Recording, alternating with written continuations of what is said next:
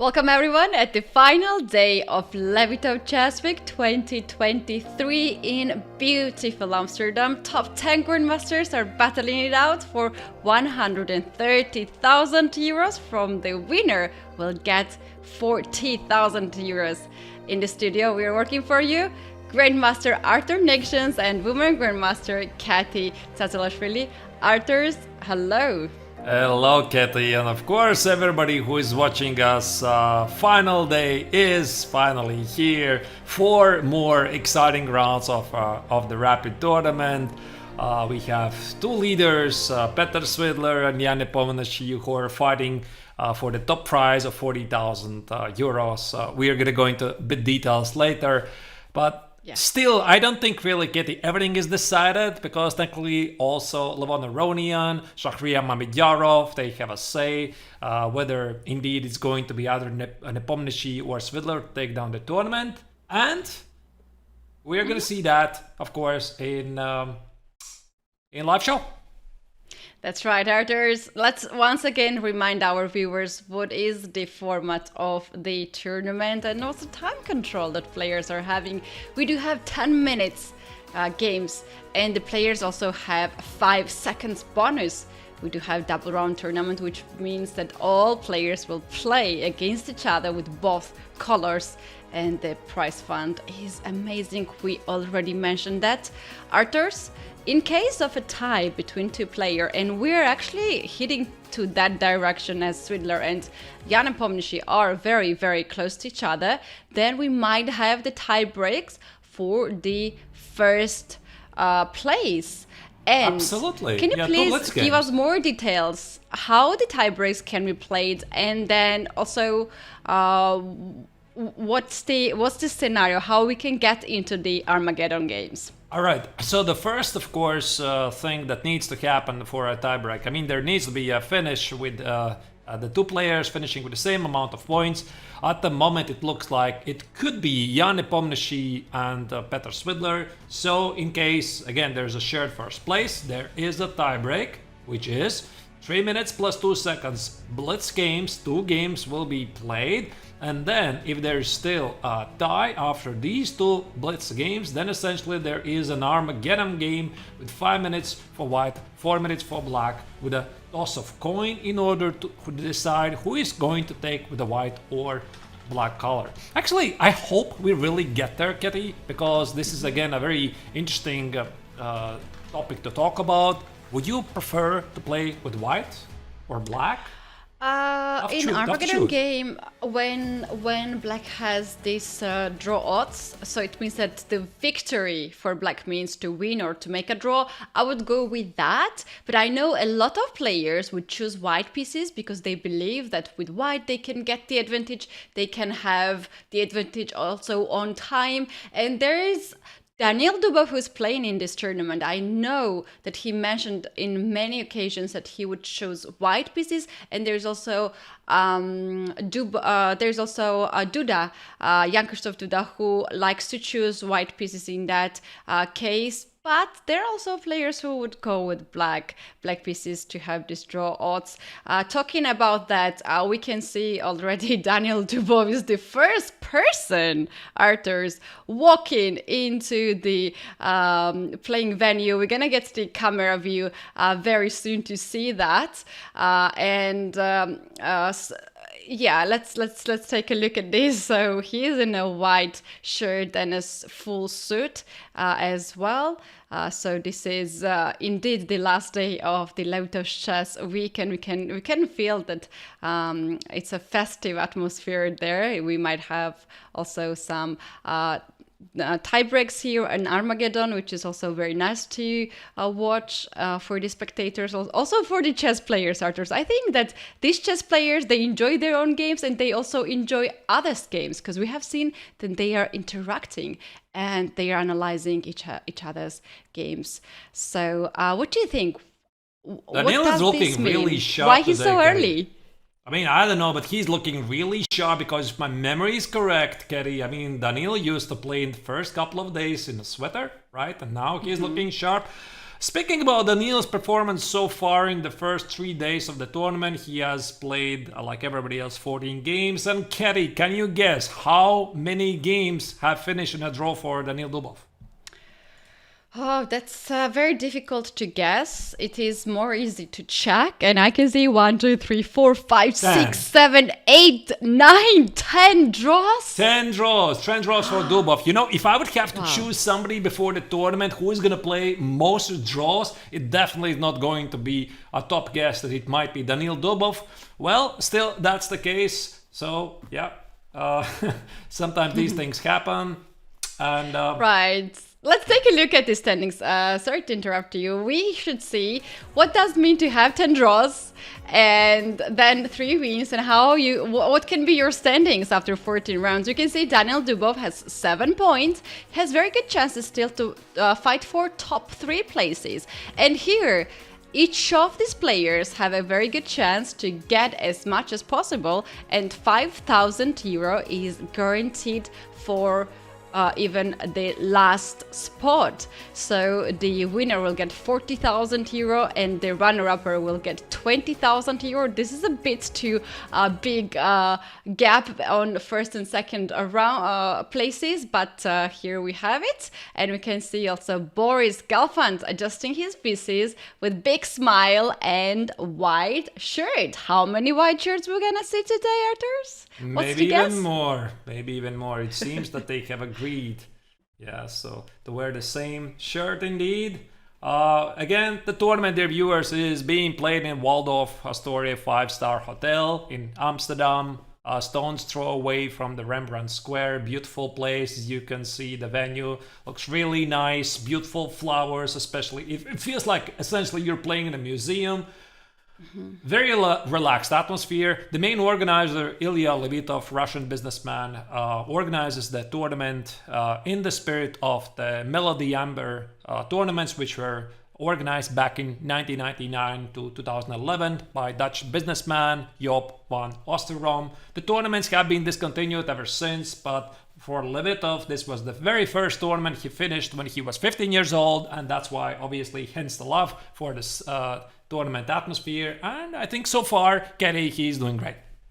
He's doing fantastic, and we're hoping to have the Levitov Shosvik edition 3, 4, so on and so on for many years, because for sure the players are enjoying, that's what we see, and our spectators also are enjoying very much. You guys, on our Twitch channel and also on our YouTube channel, we ask you some questions and you can answer, you can predict who will be the lead after 15 rounds. After this round, will it be Nepo, will it be Swidler, or maybe they will keep joint leading this tournament, and there's also a third version that they will both be leading. But it's funny enough that the closest to them, the Aronian and also Mamediyarov, they have 7.5. Peter Svidler and Nepomniachtchi, they have 9.5, so 2 points difference. It means that if these two players loses the game now, they will be still sharing first, second places. This is how strong they have played so far. Of course, everything can still change, because in the final 4 rounds, I already checked the pairings getting more closely. Mamediyarov is going to play both Swidler and Nepomniachtchi. Actually, in this very round, Mamediyarov is playing against Nepomniachtchi, which might have huge implications on the overall rankings, because once again, there's a 2-point lead between each other. But if Mamediyarov manages to take down Nepomniachtchi and then in the final round against Swidler, he also might have a shot to take down the tournament. So once again, this is going to be a very, very important round. Very important round, as you mentioned. We can see players now gathering. Almost all of them are already in the playing venue. You can see Shak Mamediyarov in his hoodie, feeling comfortable and very chatty and smiley as usually. We can see on the background Vladimir Kramnik handshaking Peter Svidler and just adjusting the pieces. I like this small detail that they have this I forgot the name of this word. You guys, please remind me in the chat where he puts the cup. So there is probably a safer way for the chess players not to spill the water on the table. We had that accident on the first day here in this tournament, so they have the place, a special place for the glasses, so it will not be closer to the digital board, which can be not so pleasant for us.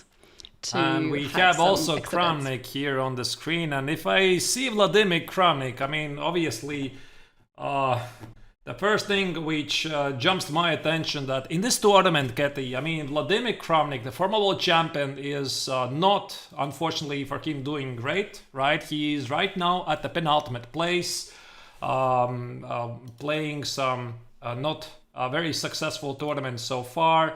And it's quite interesting because lately Vladimir made some waves in the news, right? Your dear viewers, you probably remember his concerns about, I'm not sure how do I refer to this correctly, about his opposition at chess.com using unallowed assistance, which prompted him to announce that he is never gonna play on chess.com again, and still yet, luckily I guess for us, for the chess fans, he returned yesterday to the Division 3 of the Champions Chess Tour AI Cup. Maybe Katie, you're gonna talk about those results very, very briefly. Yeah, that's right. So at AI Cup, we had 3 of our participants playing there, and today they will play again after this event. So they have 2 biggest events in one day to be played, and we have Kramnik that we're talking about. Kramnik will be playing another match in the losers bracket, as he has won 1 match and lost 1 match. But today he has to finalize this tournament. So far, he's at the last spot, which guarantees him for sure 5,000 euros. But that's the smallest prize at this tournament. Every victory can get you closer to the bigger prize fund. Here, we asked our viewers, who do you think gonna be the lead? Do you think that will win this match, this very particular match? Peter Swidler or Vladimir Kramnik? And we can see that majority thinks that Peter Swidler is heavy favorite in this match. Is the position promising for Peter Swidler to win with white pieces? I mean, the positions right now looks quite equalish because I think it was a ground fault, right? If I saw it very quickly with a glance of, yeah, I think it was a ground fault. Looks quite symmetrical. White is usually slightly pressing with this bishop on g2. Actually, speaking about Kramnik, right? We could talk about it probably all day long. You probably, dear viewers, already know that Levitov Chess Week tournament was also appearing in the news because Vladimir Kramnik had invited Hans Niemann after a couple of interesting blitz games that they played against each other on chess.com. Niemann had to decline because he's playing the World Junior Chess Championships. Would have been quite interesting to see them here playing in Amsterdam. And yeah, this actually inevitably leads to this weird show. Katie, did you watch this? I mean, yesterday, I think it made quite headlines, since we talk about Kramnik, that Hans Niemann was participating in Piers Morgan uncensored TV show. Yeah, that was a bit surprising for me. I just saw it like few hours ago. That was the first thing I saw this morning, and I should say that it was too much to watch. First of all, like when I saw this, I was like, why Hans Niemann agreed to go to Piers Morgan show? Because we know that he's very direct with the questions.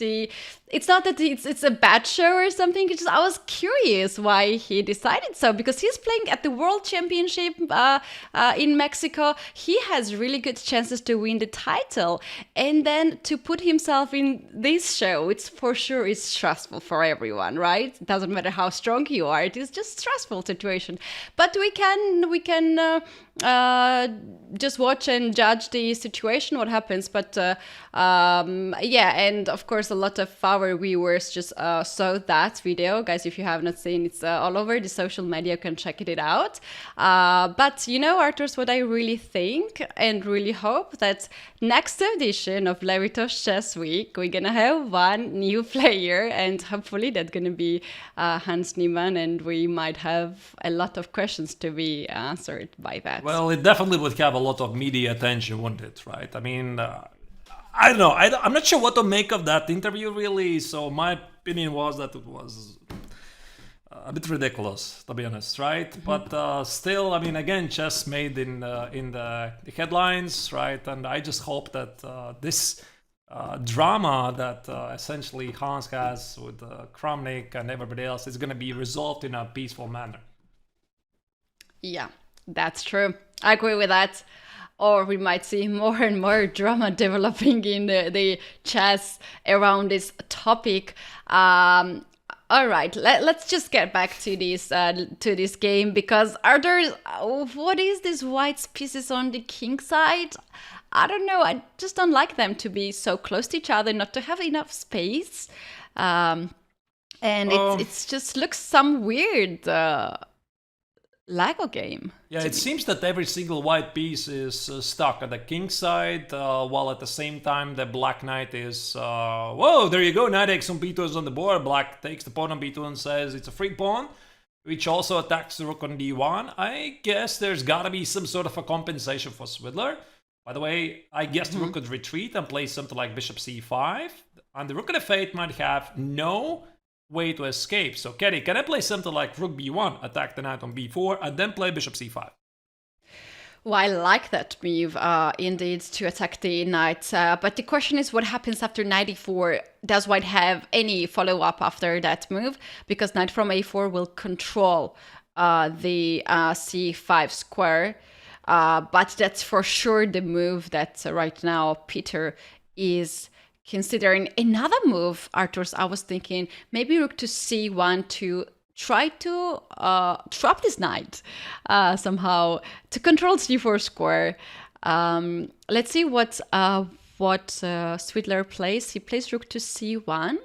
Yeah, that is indeed on the board. Now the question is how black is going to tackle the threat of bishop c5. I don't think you can play b6 because this opens up this long diagonal here. Also, the knight on b2 might be in danger. So my first gut instinct when I look at this position, Kerry, is that I think you want to get out with the knight from b2 and start to play something like knight a4.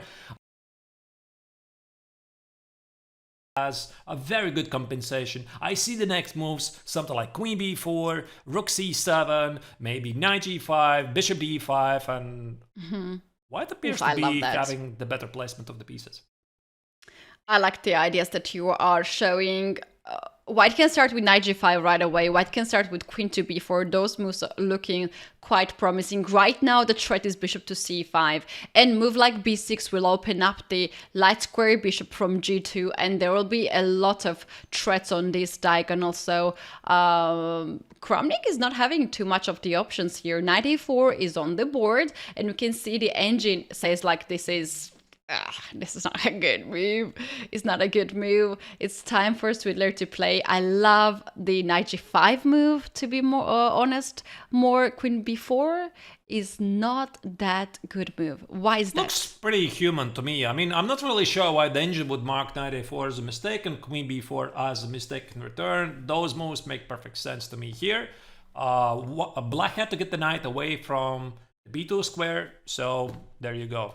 That's the position that we have here. Also, look at this, Kerry, on the clock. So Swidler at the moment has a considerable lead on the clock. He has spent a little bit, I mean, actually a little less than 1 minute. He has 9 minutes on the clock. Kramnik already is down on 5. And speaking about their previous results, what they have played against each other in the first round robin against each other, Swidler won their first game with the black color, right? And this is once again a great chance for one of the tournament leaders to strengthen his lead, because I think after the opening, his chances look pretty good. That's right. I'm taking back my words that the white's position looks like a Lego game here. Because for the moment it does, but look, after this a5, queen can go on h4. The knight g5 comes with a threat. And if you play h6, then h6 will be the target of white's bishop, dark square bishop, and the queen. And you don't need to ask twice to Peter Svidler here to play this queen to h4 move. That's already on the board. And we have to mention that this queen is sort of stuck on e8 because this queen has to guard the knight on a4, and in some variations this might be the issue that the knight on a4 will be hanging. All right.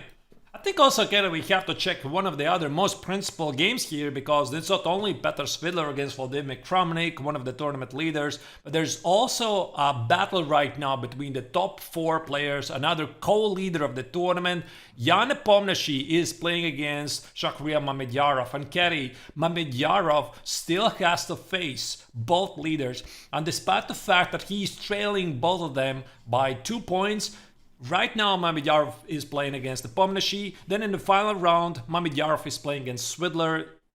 Still, everything is possible here. That's right, and Mamedyarov is one of the leaders who can actually fight for top 3 places. In the first game, Nepomniachtchi won against Shahryar Mamedyarov, but as we can see in this tournament, it can be one day can be your day, and another day can be just not your lucky day. So it pretty much depends how the players are feeling today. But here we can see that the engine bar likes Nepomniachtchi's position much better. Wait a second, this was a repetition of the moves, was it not? Because this position is repeating twice. Knight b4, queen c3, knight e5, queen c3, knight b4. Is this a silent draw for...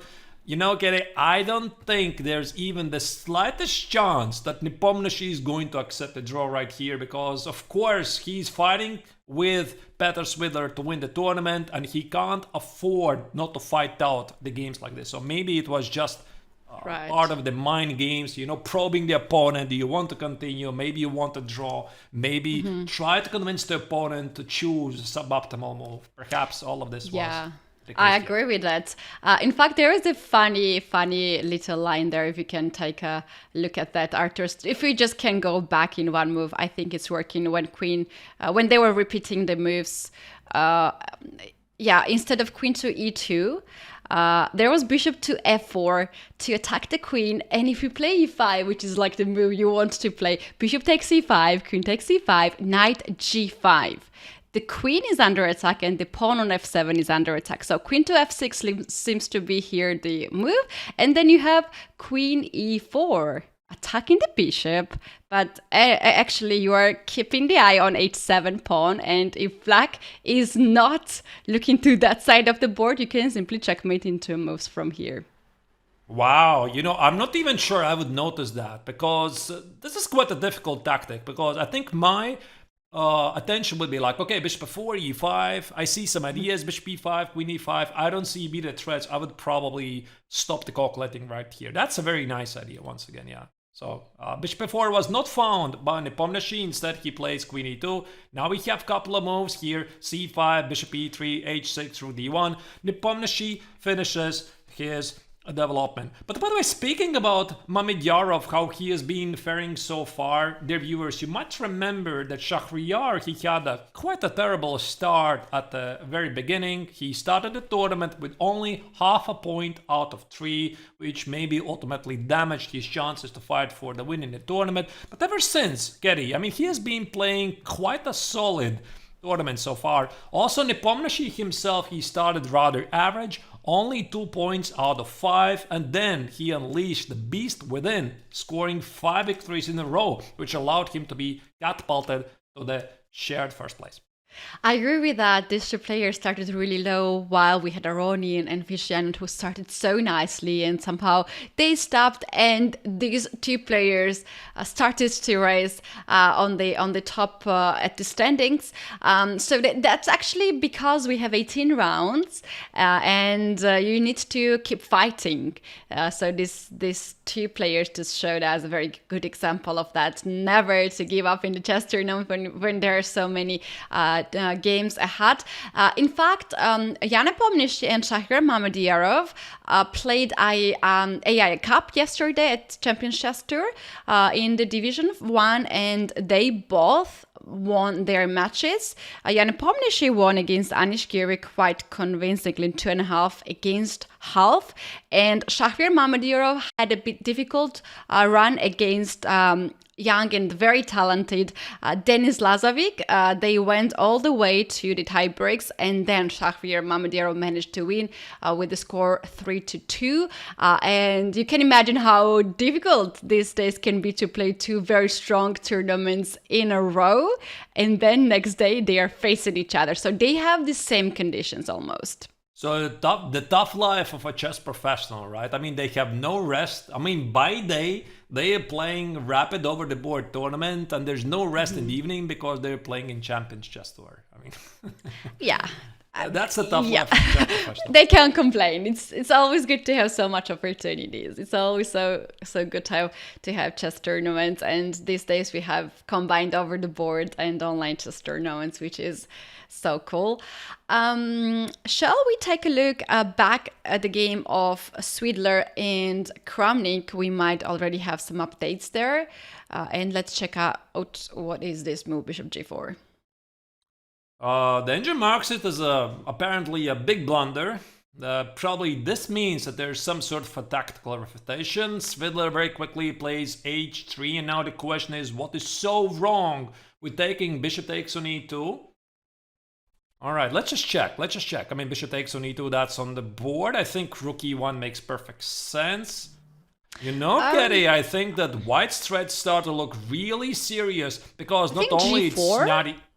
Yes, it's not only knight e4, knight f6, bishop g5 to rock control all the dark squares on the king side. I also see the move knight e4, knight d6, which might be a move at some point because this queen, remember dear viewers, it has to guard the knight on a4, and there might be not so many good squares. Look at white's pieces here. Rook on c1, rook e1, bishop e3, knight g2, bishop g5, queen h4. They're standing perfectly. Yeah, Arthur's, is there a move also like g4 to try to open up the h file? How black is really holding the king side? Because the moment I take the pawn on h5, that's gonna be checkmate threats in 2 moves. G5 is on the board. Yeah, that's a fair question. What do you do after that? Because now, after f6, this opens, again, more opportunities. The first thing on top of my mind is D5 bishop d5. Check? Indeed. Bishop d5 check, king h8. Maybe there's something better. There's already knight d6 attacking the rook, threatening the fork on c7. G takes on h5 is a threat. I have a feeling that Swidler here is simply cruising towards a victory. Quite a crushing game so far. And a lot of time advantage as well on the clock. So in this kind of positions, we have seen some missed chances because of no time on the clock. But to have this much of time advantage here, almost 5 minutes on the clock, 3 minutes and 40 seconds in this position, it's all the comfort. You can't ask for more. I mean, it's so much fun to watch Svidler to play in this tournament. I gotta admit, Katie, I'm a big fan. I'm a big fan of, I've always been a big fan of Petr Svidler, right? I mean, for various reasons. For his amazing playing style, for his good taste in the dress code, for his personality, for his commentating abilities, right? He's such a fun guy to be around, He's so right? fun, and yes. a true gentleman of chess, and I'm very happy to see him doing well in this tournament.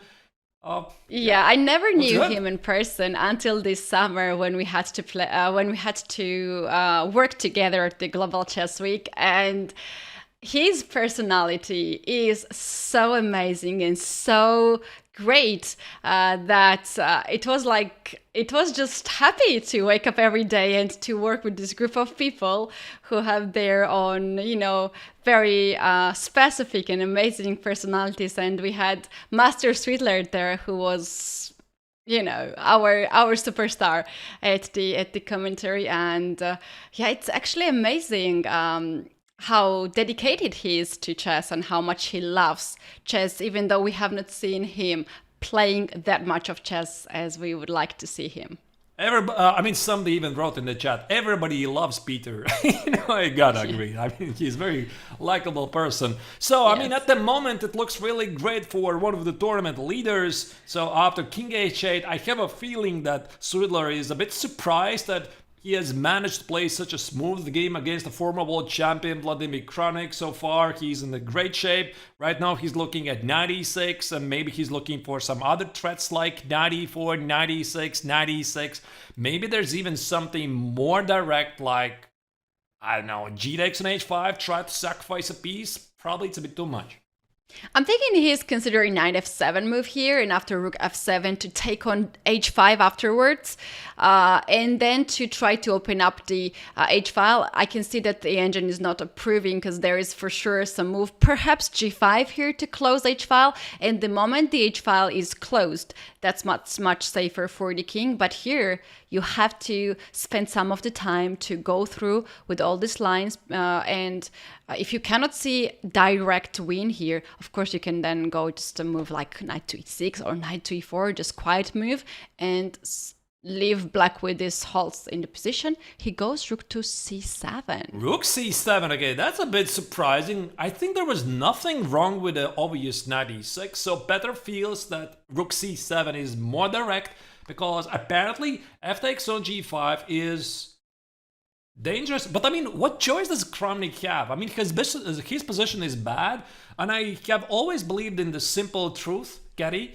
When you are doing badly, just go down with the music, right? I mean, what else you can do, right? Just take on g5. What else can you do? Just take the knight on g5 and then ask white to prove what do you have. And that's the question, actually, Katie. Yeah. There is white's follow-up here. Does he take on g5? There's some big attack here? I quite don't follow. Bishop to g5, the threat can be to capture then the bishop on g7, which holds black's king safe spot, and then to create some sort of threats here, or maybe even queen to g5. This is actually much better now. I just understood it. Yeah, I just realized the threat indeed, Katie, is to play rook takes on g7, queen h6. So let's say black does something random as rook c8. Rook g7, king g7, queen h6, king f6 is checkmate on the board. His king is checkmated in the middle of the board. I think this is Swidler's idea right now. And now the question is, can Kramnik now do anything about it? Because knight f7 check or knight e6 look really serious threats. And instead, Kramnik tries to complicate matters and plays knight c3, which is simply under attack. It's hanging. It is hanging.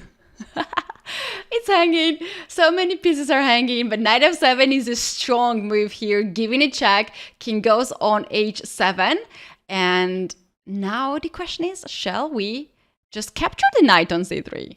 What a demolishing game, Katie. I mean, right now, Swidler is demolishing Kramnik off the board. That's what it feels like. Literally every single white's piece is charging towards the black king. So g5, I think Swidler is going to play something like bishop g5 in 2 seconds. Right here, bishop g5 or knight g5, queen g5, h6, checkmate on the board. Oof, knight g5, the strongest move. Queen to g5, threatening a checkmate. Bishop d7, covering the 7th rank. And now we should expect h6 or any other move.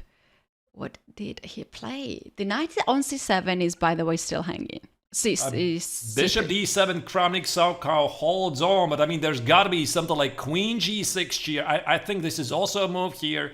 There's got to be something more direct. I'm wondering, how do you bring the bishop in the game? Oh no, you just take the knight on c3. Rook takes on c3. This opens up the path for bishop e4 check, h6, and that's why here Kramnik plays rook a6, just in case, stopping any queen g6, h6 ideas. But what do we see right now is that Swidler has the extra pawn and the compensation for it, right? He has the attack.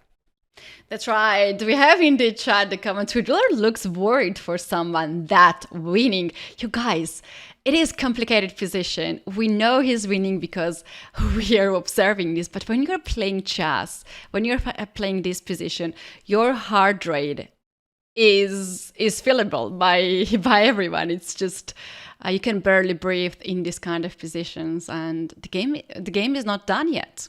No, of course it continues, so let's not jump our guns, and Swidler remains tactically alert. He's bringing every single piece he has in the fight. So the bishop on g6, Not sure why this move was really necessary. Now the rook on e1 also joins the action, giving the rook at a d file more role. The pawn on h3, I presume, cannot be taken for reasons we are gonna find about now. Whoa, Peter is really worried. I think he's not very happy how he converted the advantage. Okay, maybe the last couple of moves were not incredibly precise, but still, so far, I actually see no reason why Swidler should be nervous here.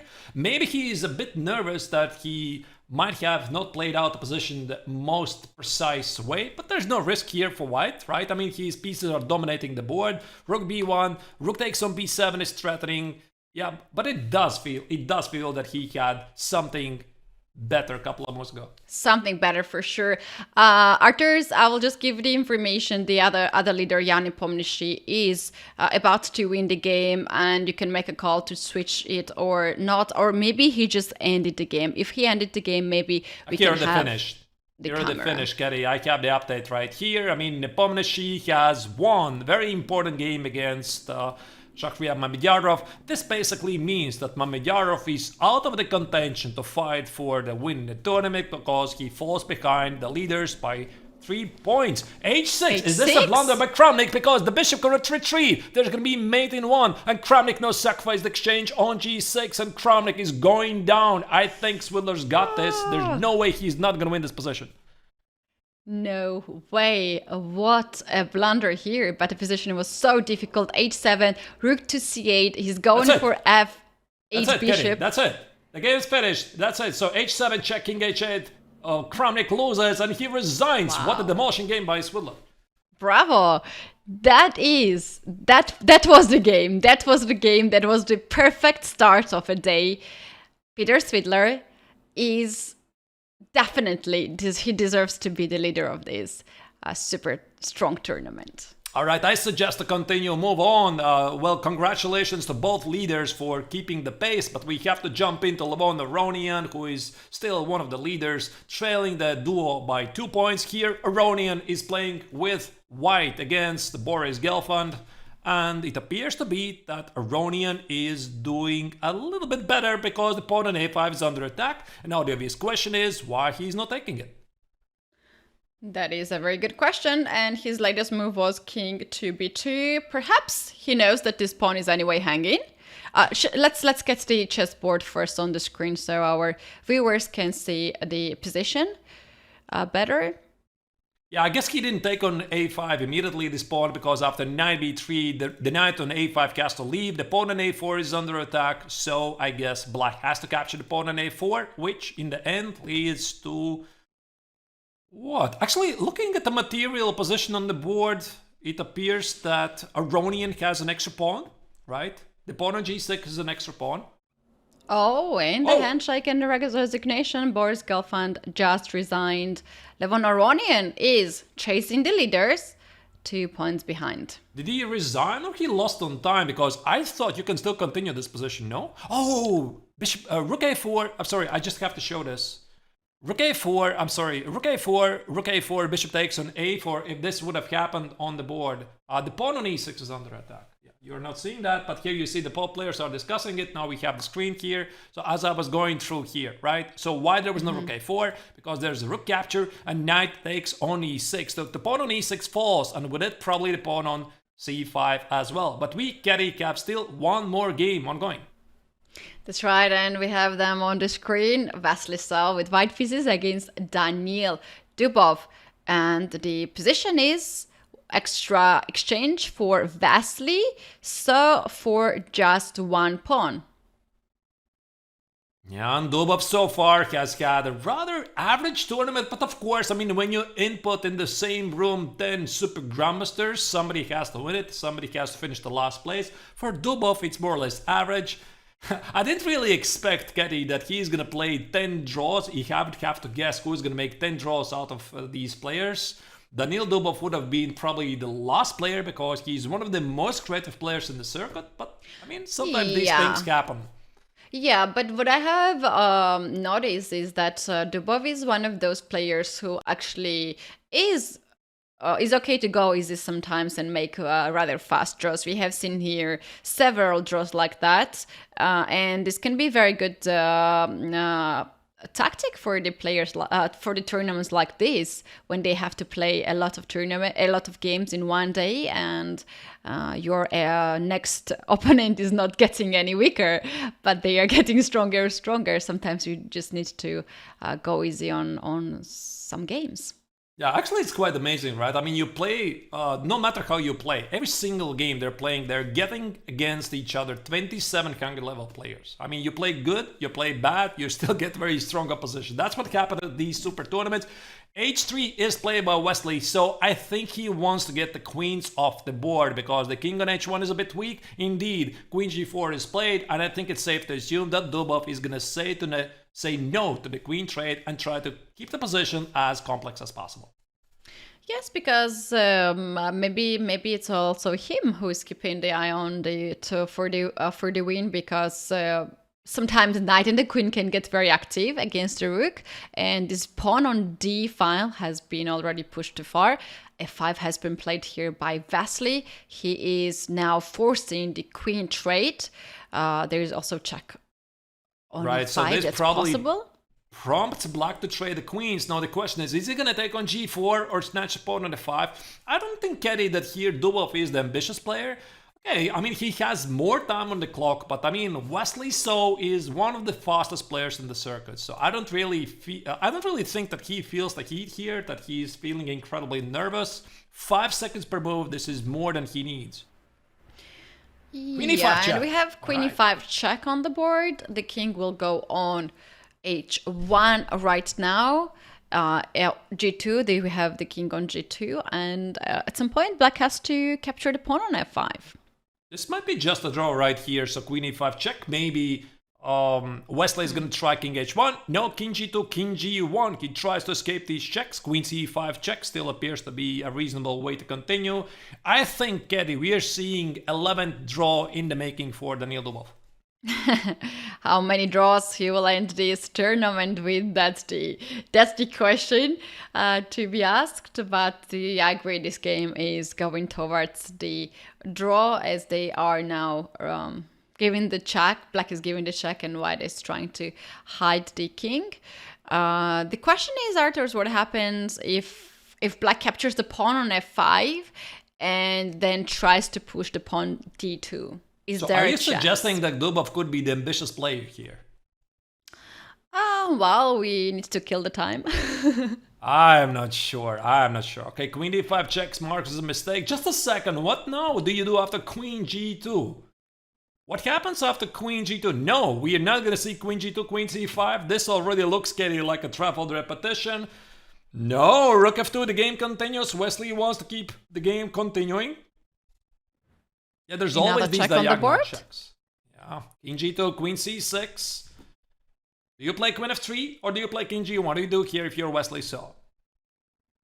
King H2. Alright, so the game still continues. Look at this. I mean, Keddy, he executes this move with just having a couple of seconds on the clock. And Wesley just feels like, I mean, he's in totally chill mood, like walking in the park. I mean, no stress at all.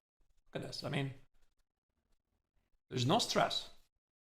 No stress. The check is on the board, and White played Queen to G1, and we can see that this is already winning position. After Queen to G2, this forces Black to trade the queens. If you play Queen C1, then Rook F1, and there is no more check.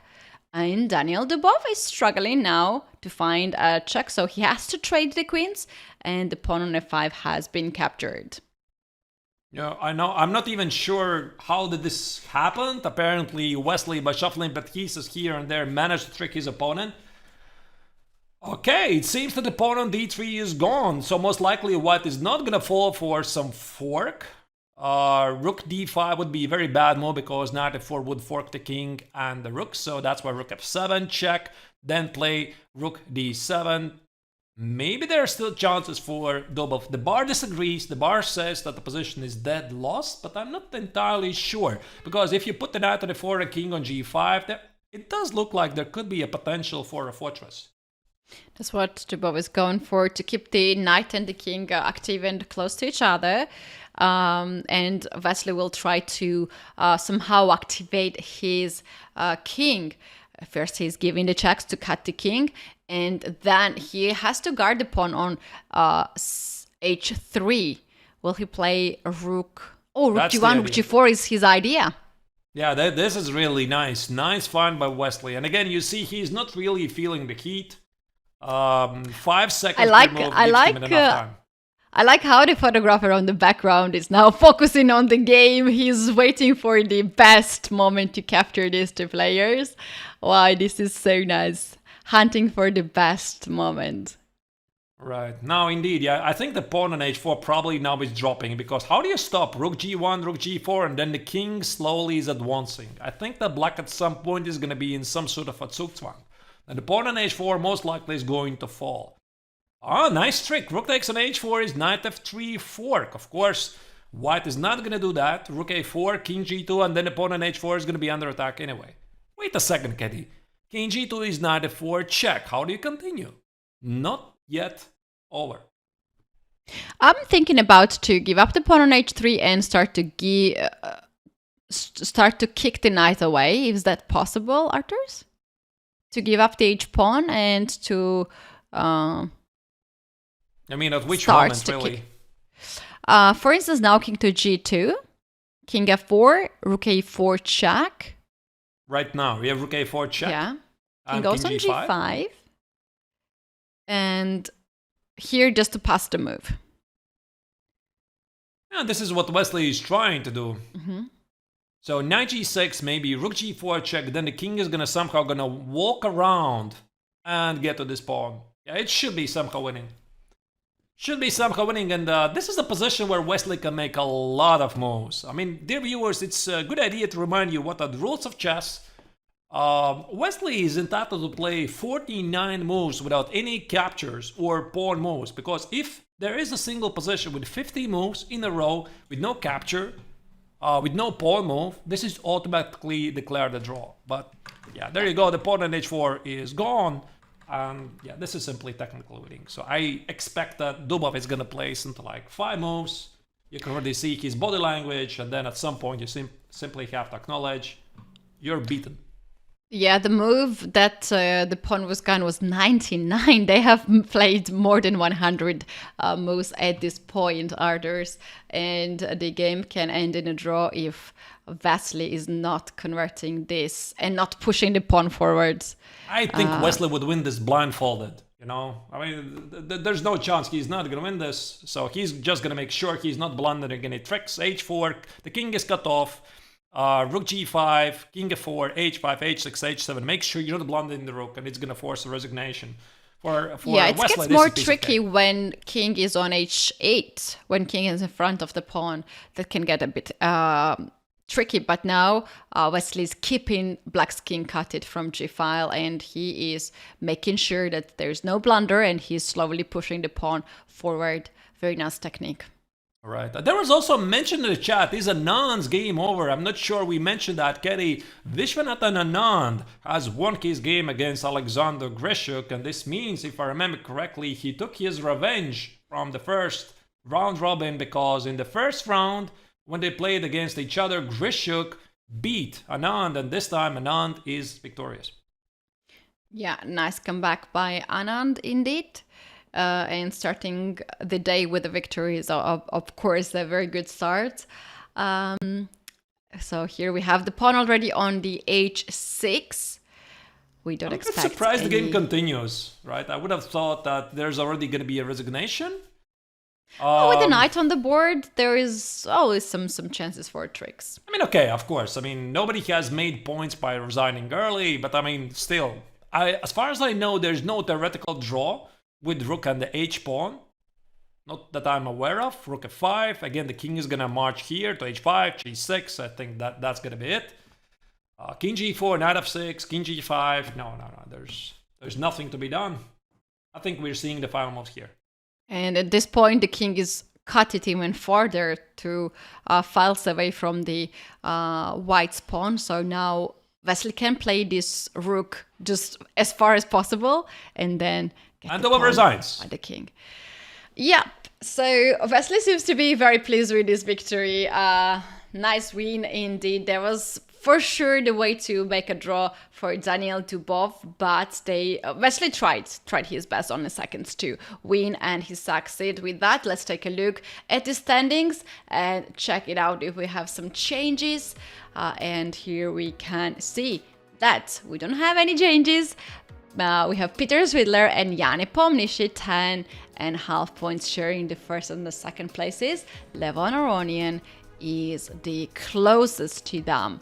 Arthurs, we have missed some of the games. I suggest just check out how Jan Nepomniachtchi won very, very important game. Yeah, let's do that while we still have some time.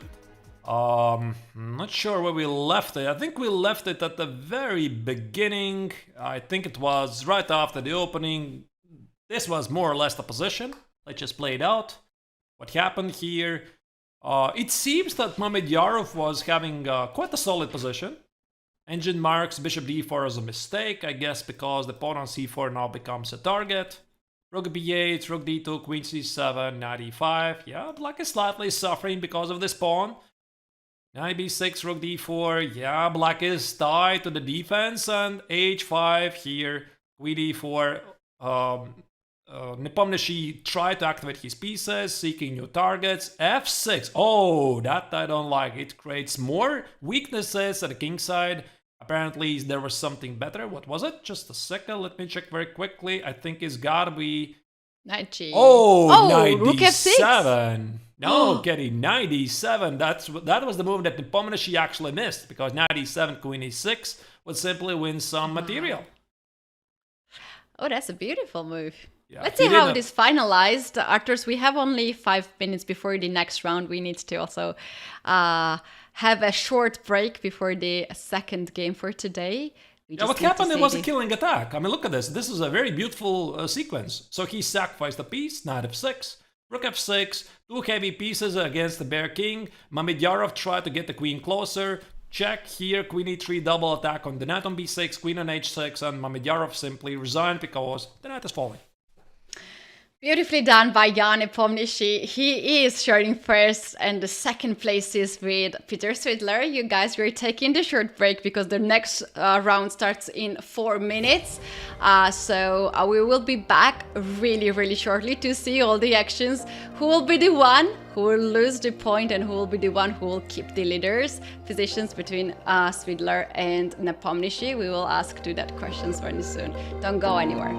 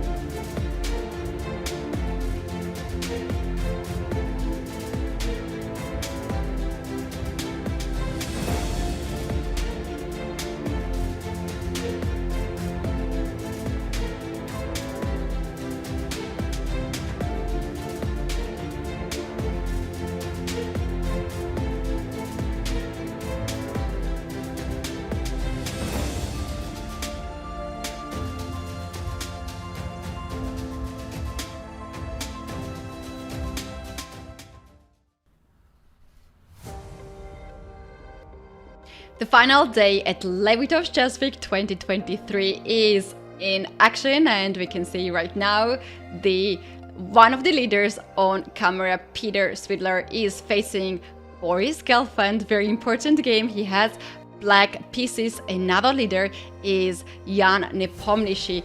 They both need to win to guarantee themselves the first and the second spots, but all the action will start in a few minutes. We have Jan Nepomniachtchi right now, very thoughtful before the round. In the studio, we are working for you, Katy and Arturs.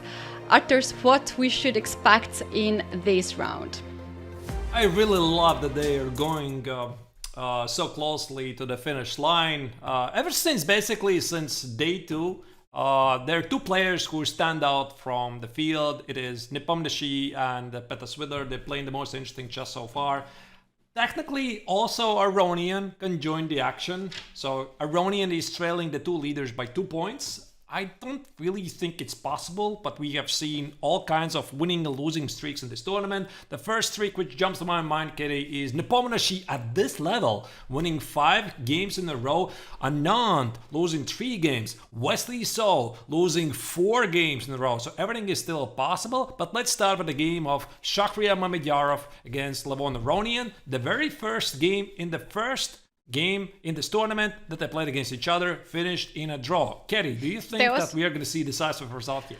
I believe so. We might see here the decisive result because this is the second part of the round robin tournament when they switch the colors, and we remember this draw offer from Shakhriyar Mamedyarov. Levon Aronian accepted that, but now at this point these 2 players are sharing. They have a very good chance to get the top 3 places, and the prize fund here is quite different. Oh no, they have just ended. They have just ended the game. You're saying? Okay. Forget it. Another draw. I had a suspicion it's gonna end with a swift draw. Also, the first game between these 2 players finishes with a swift draw, so fine, these gentlemen don't want to fight against each other. They're feeling very peaceful. Let's move on to the more action games. That's right. Well, okay. Let's move forward. We have Peter Swidler. We never get disappointed by Peter in this tournament. Let's check it out how he's playing against Boris Gelfand. Alright, and I think that we already have seen quite a bit English openings in this line. Which round was this? I think it was Shakhriyar Mamedyarov against Boris Gelfand. I think Gelfand was playing the same system a couple of rounds ago with black, and this time he's playing with white, although in different order of the moves. Knight takes on d5, I guess he takes on d5. White gets a potential weakness in black's position, a weak isolated pawn on d5. But again, there's the eternal question, dear viewers. Is the pawn on d5 a weakness or is it a strength? Because essentially it is the only central pawn on the board, but it can be blocked and it can be attacked later. That's right. That's indeed the question to be asked here in this position. Bishop to f6 is also attacking the pawn on b2, and white is the first to castle here. Will black castle here or take the pawn on b2? That's the question that we can ask here. Bishop to b2, attacking the rook, but I'm feeling real white can stack the king in the center. Can I play like bishop that. c5? The engine says I'm not sure. Engine says, I hate it, but I mean, from human perspective, it definitely looks something I would love to check it, because it doesn't allow black to castle, and if you take the exchange in a1, there's also the pawn on g7 under attack. I could definitely imagine this being a possibility, but anyway, it's not happening. That's not happening, actually, but there is a lot of action happening on the other leaders board, Jan Nepomniachtchi and Daniel Dubov. That's the game we need to see right now, Arturs, because it's going to be very interesting. What is this? We need to check out how we got in here. How do you even get such a position? I'm not even sure it's a legal position. Just a second. I mean, looks like Fischer random, really. So d4, knight f6, knight f3, d5 looks normal to until now. So some sort of a Trompovsky. Knight e4, bishop h4. Whoa, h5. Okay, Right. now that's something interesting. Black is threatening with at some point to play g5, h4, trap the bishop on h4. Okay, and Dubov responded with a very modest h3. Rook g8. Okay, this is really interesting. I mean, I have a feeling that we're watching Fisher random game right here because you don't see very often Black playing h5 followed by Rook g8 at the very first. But there is very clear to me what Jan Nepomniachtchi wants. He wants to play g5. And I'm not so sure about this move h3, because then after bishop g3, the knight can't capture the bishop. So that's why white had to capture the first knight on e4. And now at this point, black is enjoying to have this semi-open file on g. Last move, bishop to h6, is a bit questionable, but I think that's the idea of this move, is to stop white castling on the short side. Yeah, I'm not really sure what black could have done instead, but I like this approach. I mean, it means that there's gonna be... This is already a declaration of war on the board, right? Nepomniachtchi goes all in and he tries to complicate the game because, again, he is racing together with Petr Svidler towards the finish line. Dear viewer, there's only 3 games, and that's why, of course, this game is also super important for Nepomniachtchi. I'm not really sure if he's keeping a close eye on Swidler's game, but I think the more closely they're approaching the finish line, the more interested they will be in the co-leader's position. That's right. I'm checking right now the games of h5, how many games have been played, and I can see that quite famous chess players have been played with black pieces. I can see Ivan Cheparinov, Eric Rosen has played as well, and so on and so on. Also, Lawrence Frisinet played himself the h5, but the difference is that after h5 and h3, black's move was f6, which has the same idea, to trap the bishop on h4. And here we have a deviation. We have rook to g8 from Jan Nepomniachtchi.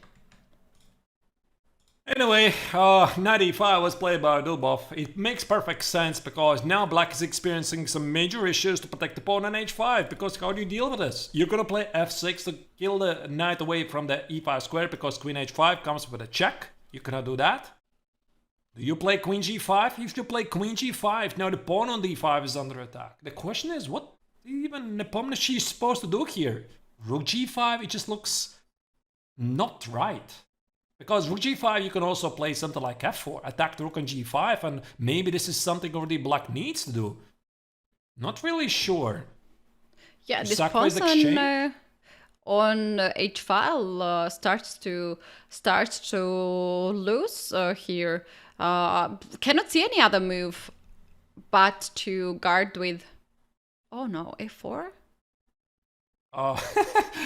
Maybe queen g5 to stop at least f4 happening. I mean, yeah, at the end of the day, I mean, you gotta do something, right? I mean, after queen g5, you protect the pawn on h5, but white is simply grabbing the pawn here. And I'm not sure that black really wants to grab this pawn, because after knight e5, there's more issues. Knight c7 is a big fork. So you can't really take on d5, and if you can't take on d5, what do? Maybe push away this knight? Play something like...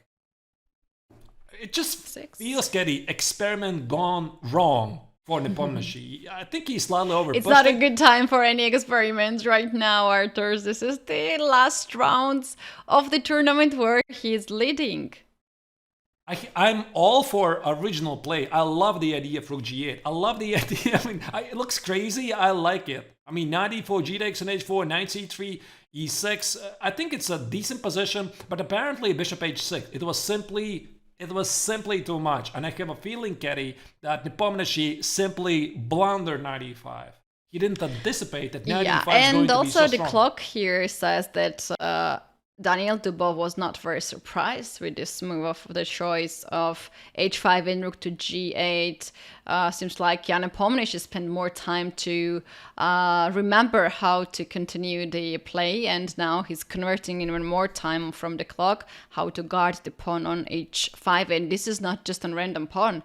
If this pawn is hanging, then the pawn on f7 is also hanging. The bishop on h6 is under attack, and you cannot afford to do so many, to lose so many things when your queen side is totally undeveloped. But I'm sure that Dubov is not surprised because this is how he would play himself, right? I mean, if you would ask me without naming specific colors, so this is a game between Danil Dubov and Jan Nepomniachtchi, who's playing with white and who's playing with black. Actually, I think I would actually say that Dubov is playing with black. With black, yeah. These are two very creative players. I think Nepo slightly jumped the gun. He shouldn't have done this, and now, well, now he's trying to limit the damage, right? Because queen takes on h5, that's a very serious damage right here. I'm not even sure what to do. Queen g5, you gotta sacrifice your way out of this trouble. Wow, what a situation here. Very important game between these two players. Time is ticking. Time is ticking of Jan Nepomniachtchi. 3 minutes and 30 seconds on the clock. Still, we don't have the move on the board, and he doesn't have much of the opportunities. He goes queen to g5 to guard the pawn on h5. Now, the move like queen to f3 would be a horrible blunder because queen d2 is a checkmate. But Yeah, he you would love to see ball. that. Yeah, Yes. you would love to see that. I mean, okay. Yeah, queen that was e2. my first move, here, the queen f3 to attack the pawn on f7 to like threaten checkmate, but then you can be treated by yourself. So Dubov takes the pawn on d5 and king to f8 has been played rather fast. Another mistake by Nepomniachtchi, but when you have a bad position, it's very difficult to come up with very good moves. I don't know, maybe king f8 is really provoking white to play queen f3, which of course leaves the d2 square unprotected. There's no chance whatsoever that Dubov is going to miss this. Still might be some practical issues because, okay, let's put aside the fact that Dubov has a great opening position and he has an extra pawn. He still has some problems because he can't castle the long way. This is where black's battery on the queen on g5, bishop on h6 stands. He can't also easily develop the bishop on f1 because the pawn on g2 is under attack. So he needs some very high quality moves coming next. But to be honest, I think there are these quality moves, maybe something like knight e4 or queen d3. Let's not even completely rule out the obvious d takes on e6. Yeah, I just move like that to take another pawn. There are also like some just developing moves.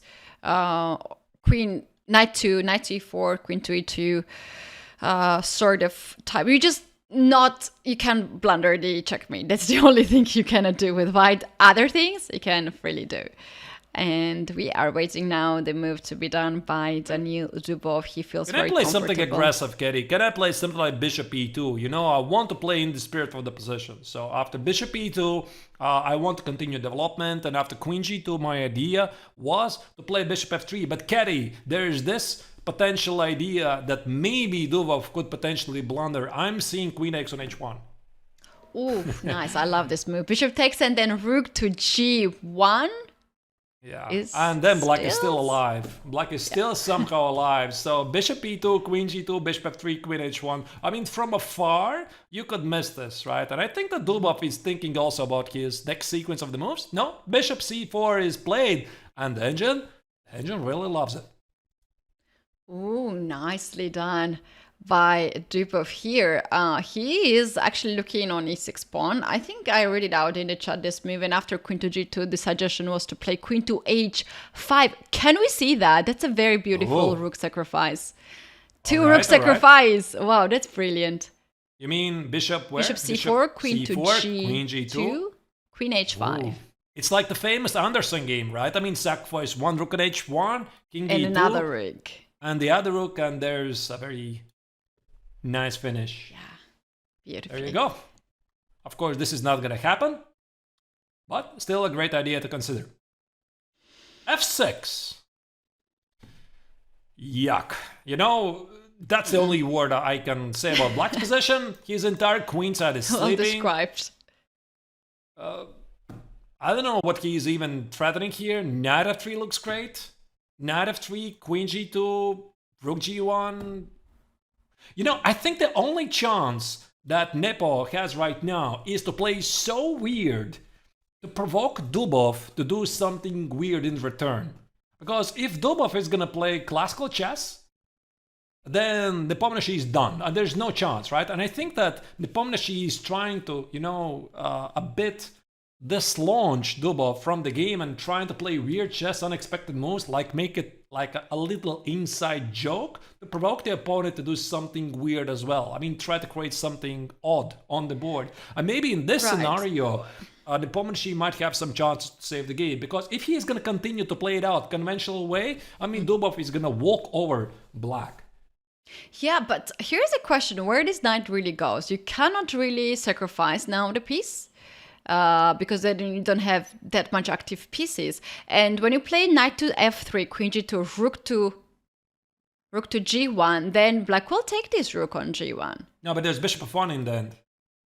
Yeah, I kind of want to do this. Oh, nice. This is not the and same. You can get the queen back. Yeah, so the bishop goes back. And the queen is not hanging. But I like this idea. I think it was mentioned in the chat. Somebody said queen f3 might be a move. It makes perfect sense, right? And you have this nice check on d2. But unfortunately for black, it's not a mate. Because after king f1, white's threats seem to be just overwhelming. I mean, queen takes on f6, knight e4, rook d1, and these pieces for black, they're doing nothing at the queen side. No, this is a game that Nepomniachtchi will want to forget. What happened? D takes e6, that's a brilliant move, and Dubov just sacrificed a piece. I think he's trying to play this funny... Wait a second, I think it's just a win. Take on e5, queen f3 check, right? Oh wait, queen f3, queen f4... Ah, yeah, and you have e7. You have e7 in the end, and you take the rook on g8.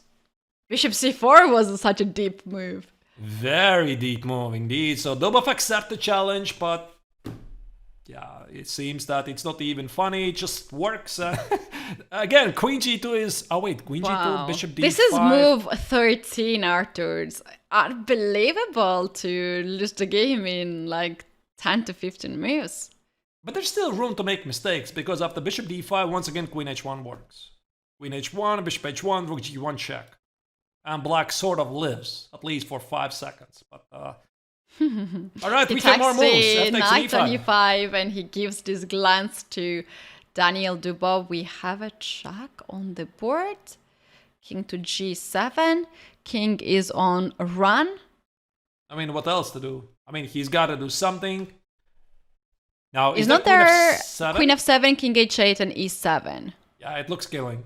It just looks killing. You know, I don't see Nepomniachtchi surviving this. Most importantly, because his entire queen side is not playing, and I think this is something you want to show to the kids when you're teaching chess. This is not how you play chess with black. So Nepomniachtchi unfortunately played the worst game of the tournament in the most important moment.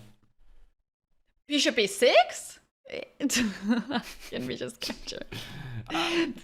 What can I say to you, Kitty? I mean, it just keeps... I mean, again, you have a bad position. It's very difficult in a bad position to make good moves. It's really as simple. So like bishop d7 was still a choice there. Bishop e6 is a bit surprising. Because the rook on g8 is under attack. Not only white is threatening to take on g8, but also promote this pawn. And these pieces are not really helping black to stop the pawn. So bishop e6, I mean, he simply tries to finish development at the expense of the piece. I think just play queen e6, knight c6, and now, I don't know, knight e4. I think every single move is winning here. The knight e4, the queen's... this knight on e4 protects against the check on d2. There's queen f6 checking. I mean, the bishop on h6 needs protecting. Yeah, that's another threat here. Bishop e6 on the board. Dubov is a bit in a shock situation now. A good news for Jan is that Peter Swidler is also struggling on his board. So if he's losing this game, of course he wants Peter to lose also his game. What a difficult day for our leaders. Difficult game for our leaders. This is currently the position of Peter Swidler.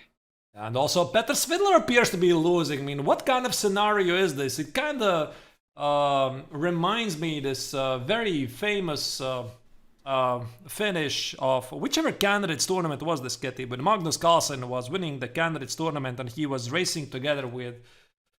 It was Vladimir Kramnik, right? Year 2000 and, I'm sorry if I'm mistaken, 12, could it be, right? So there were two leaders before the final round, and Magnus Carlsen was playing against, if I remember correctly, against Petr Svidler, and Vladimir Kramnik was playing against Ivanchuk, and both of them lost.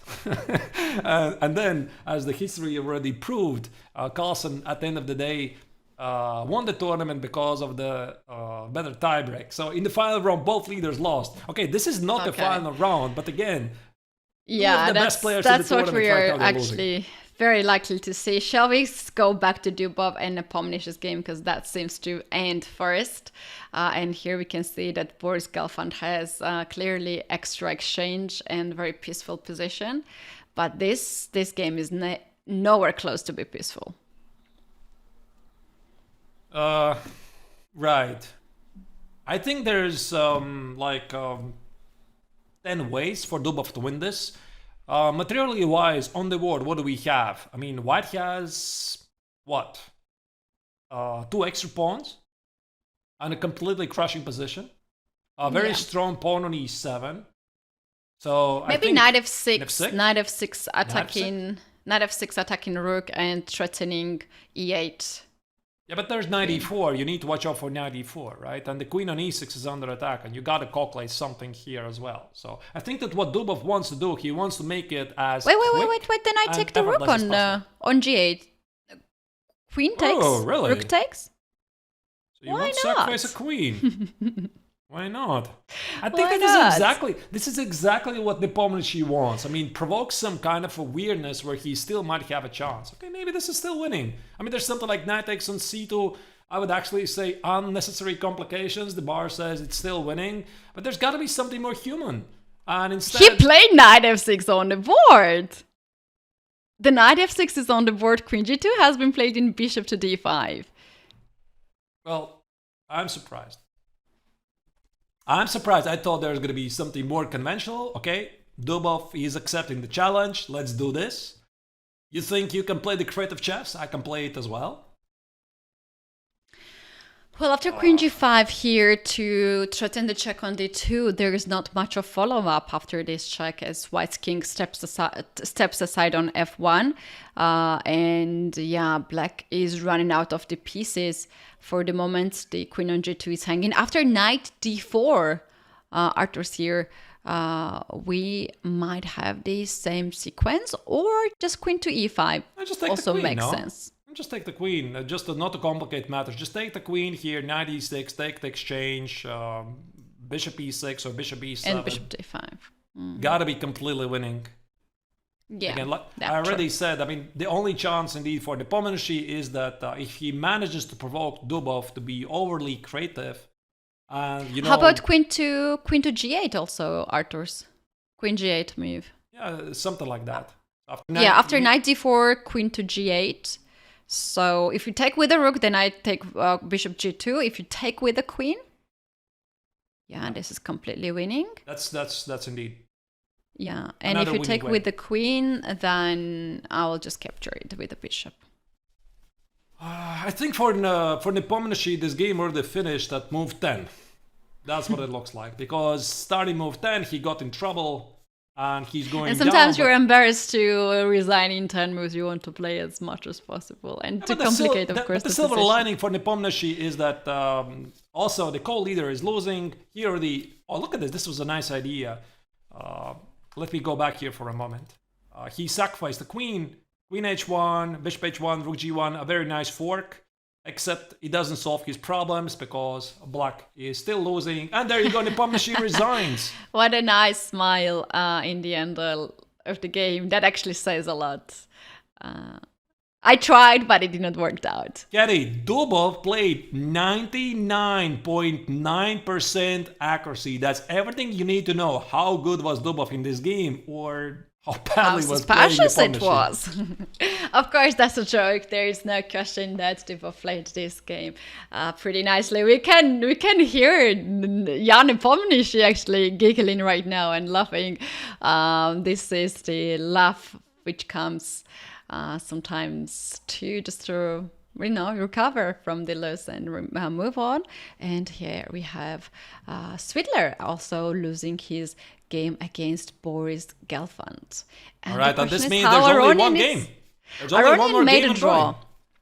Now there's Aronian has made a draw at the moment against Mamedyarov. This is what we saw at the very beginning. But Vladimir Kramnik is still playing against Vishy Anand. Kramnik has, what does he have, an extra pawn here. But the knight on c7 appears to be slightly disconnected, which probably is also the reason why Anand has decent chances to escape with a draw here. Let's bring the chessboard on the screen so we can see the position much better. Final game of this round. You guys, this is round 16 to last round for today before we know who will be the winner. Or we might also see the tie breaks as well. It's looking more and more likely, but of course it still just takes one round and everything can dramatically change. And Anand, I like this idea. Look at this, Kitty. I mean, he's also getting ambitious and he's pressing on the clock because Kramnik has only 10 seconds. Anand has almost 2 minutes. And despite the fact that... Oh, 96. What a beautiful resource by Kramnik. Despite the fact that Anand is down a pawn, he was the one trying to create some chances in the position. I love this idea, Getty. It's very practical to give away a piece on e6 to kill the pawn on d4, and if somebody can play this position for the win, it's only Kramnik, because these strong pawns look really deadly. They surely look very nice, and Black has to somehow blockade that pawns with a bishop and also try to find a way to capture by the knight. There's also b2 pawn on the board. Maybe Black has to go after this pawn to have some kind of nice counterplay. Knight c5, knight d3. Probably it's drawish somehow. Maybe Black plays c3, trades the pawns, plays king f7, knight e4, sacrifices a knight for 2 pawns, and then... I like this move, Arthur's. Like, Anand is threatening this position as there's only knight and the bishop on the board, and he's creating checkmate net here. And also activates the bishop. He wants to get this bishop on h5 to control the diagonal. That's what he's doing. And after knight e5, he can safely push the pawn c3 and just... secure here in this position. Get closer to draw. That's saying it's not secure. Still, White is pressing here. King g3, king f4, king f5. If White manages to play g6, this could be really dangerous for Vishy. I would not take a draw as a guaranteed result here because Kramnik has no risk whatsoever. Knight e2 check. Very nice idea to stop king from marching the f4 square. Knight f4. Yeah, no knight g6. I think that Black is safe. It's great to see these two chess legends in action. They obviously have played against each other so many times, including the World Championship matches. Vishy Anand, Vladimir Kramnik, 2 former world champions. And this game a lot of history between these two, indeed. And each of these games are very important for them. They are now repeating the moves. I believe Vishy Anand would be just happy to end the game in a draw. Seconds for Kramnik. He has to make the move. He's hesitating a little bit. Knight I mean, of course, Kramnik has to continue because there's no risk. Even if the 3 pawns are gone, I mean, it's an easy theoretical draw. So he can continue to seek some chances. Even if he drops the pawn on h4, there's no risk. So, knight e4, I guess he's looking for some forks. But again, Anand has 1 minute on the clock. He's incredibly good at accelerated time controls. So I would still predict the game ending peacefully. He's activating right now the king, and then he will try the sequence to sacrifice the knight for 2 pawns and to agree on. I think the game is about finishing right now because the pawn on h4 otherwise is dropping. Knight h5 is necessary. King h5. Put the knight on g6. There you go. Maybe king g3, knight g6, f7. Yeah, I like how after each move, Anand is giving eye contact to Vladimir Kramnik to check his opponent's reactions. Yeah, that's very nice to see. All right, king takes on h4, king f5, king h5 leads to a draw. Let's just watch this game until the end. This game is very long as the other game too, which means, Arthur, that the player's gonna have a short break. These 2 players gonna have a shorter break than the others. Then what does this mean for the overall rankings for Anand? I think that he doesn't really have any realistic chances to fight for the top 2 places. They're too far ahead. There's only 2 more games to go.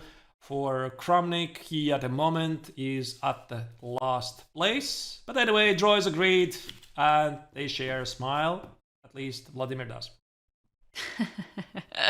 Vishy is a little bit curious and he's concerned for the position, and they will take here some moments to talk a little bit. Let's now take a look if we have some updates in the standings. 2 rounds to go after 16 rounds. We do have 2 leaders, Jan Nepomniachtchi and Peter Svidler, going it together. And if they continue to do so, we might even have the tie breaks today. Levon Aronian following them very closely, and then Vishy and we have also with a very good chances to grab the very nice prize, 14,000 euro for the 3rd prize. Aronian and Vishy might be competing for that. Arturs, do you want to just talk about the one of the other game that we have not seen today in this round that was very important? Which one do you refer to? I gave that opportunity to choose yourself, because we have this. We have seen the game of Dubov and Nepo. Maybe Grishik against Wesley, right? That's the game we did not see at all, so we could go through it very quickly, because the next games are gonna start quite soon. So this was the game we did not see at all. Alexander Grishik playing against Wesley So. I think another English opening. Symmetrical stuff, yeah. Okay, Queen D2, that is pretty weird, but this maneuver is known because White wants to play b3, bishop b2, and the knight on c3 requires some protecting. That's why this move.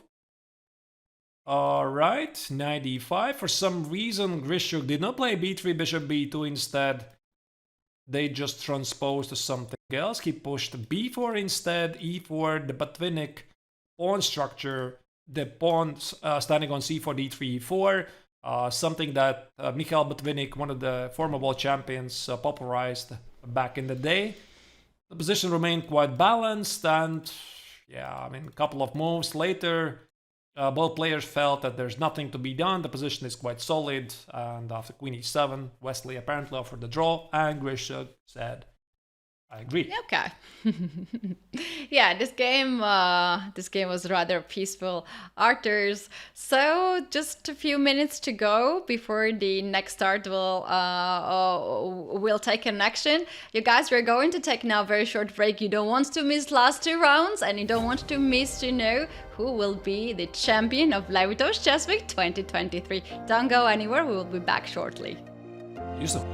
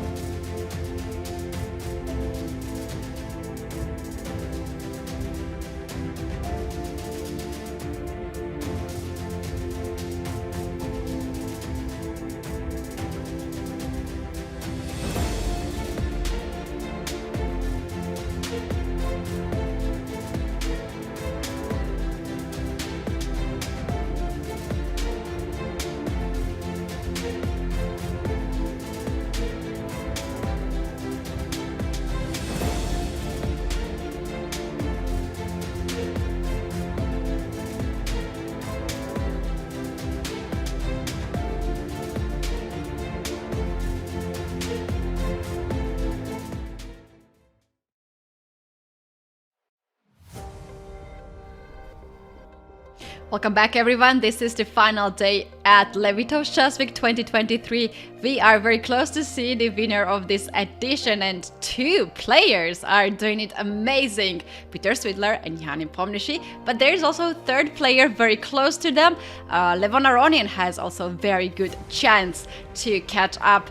In the studio, we're working for you, Women Grandmaster Kent Tesselashvili and Grandmaster Artur Nations. Arturs, let's now take a look at the standings, and please tell us how practical is this chance for Levon Aronian to catch up with Peter and Jan?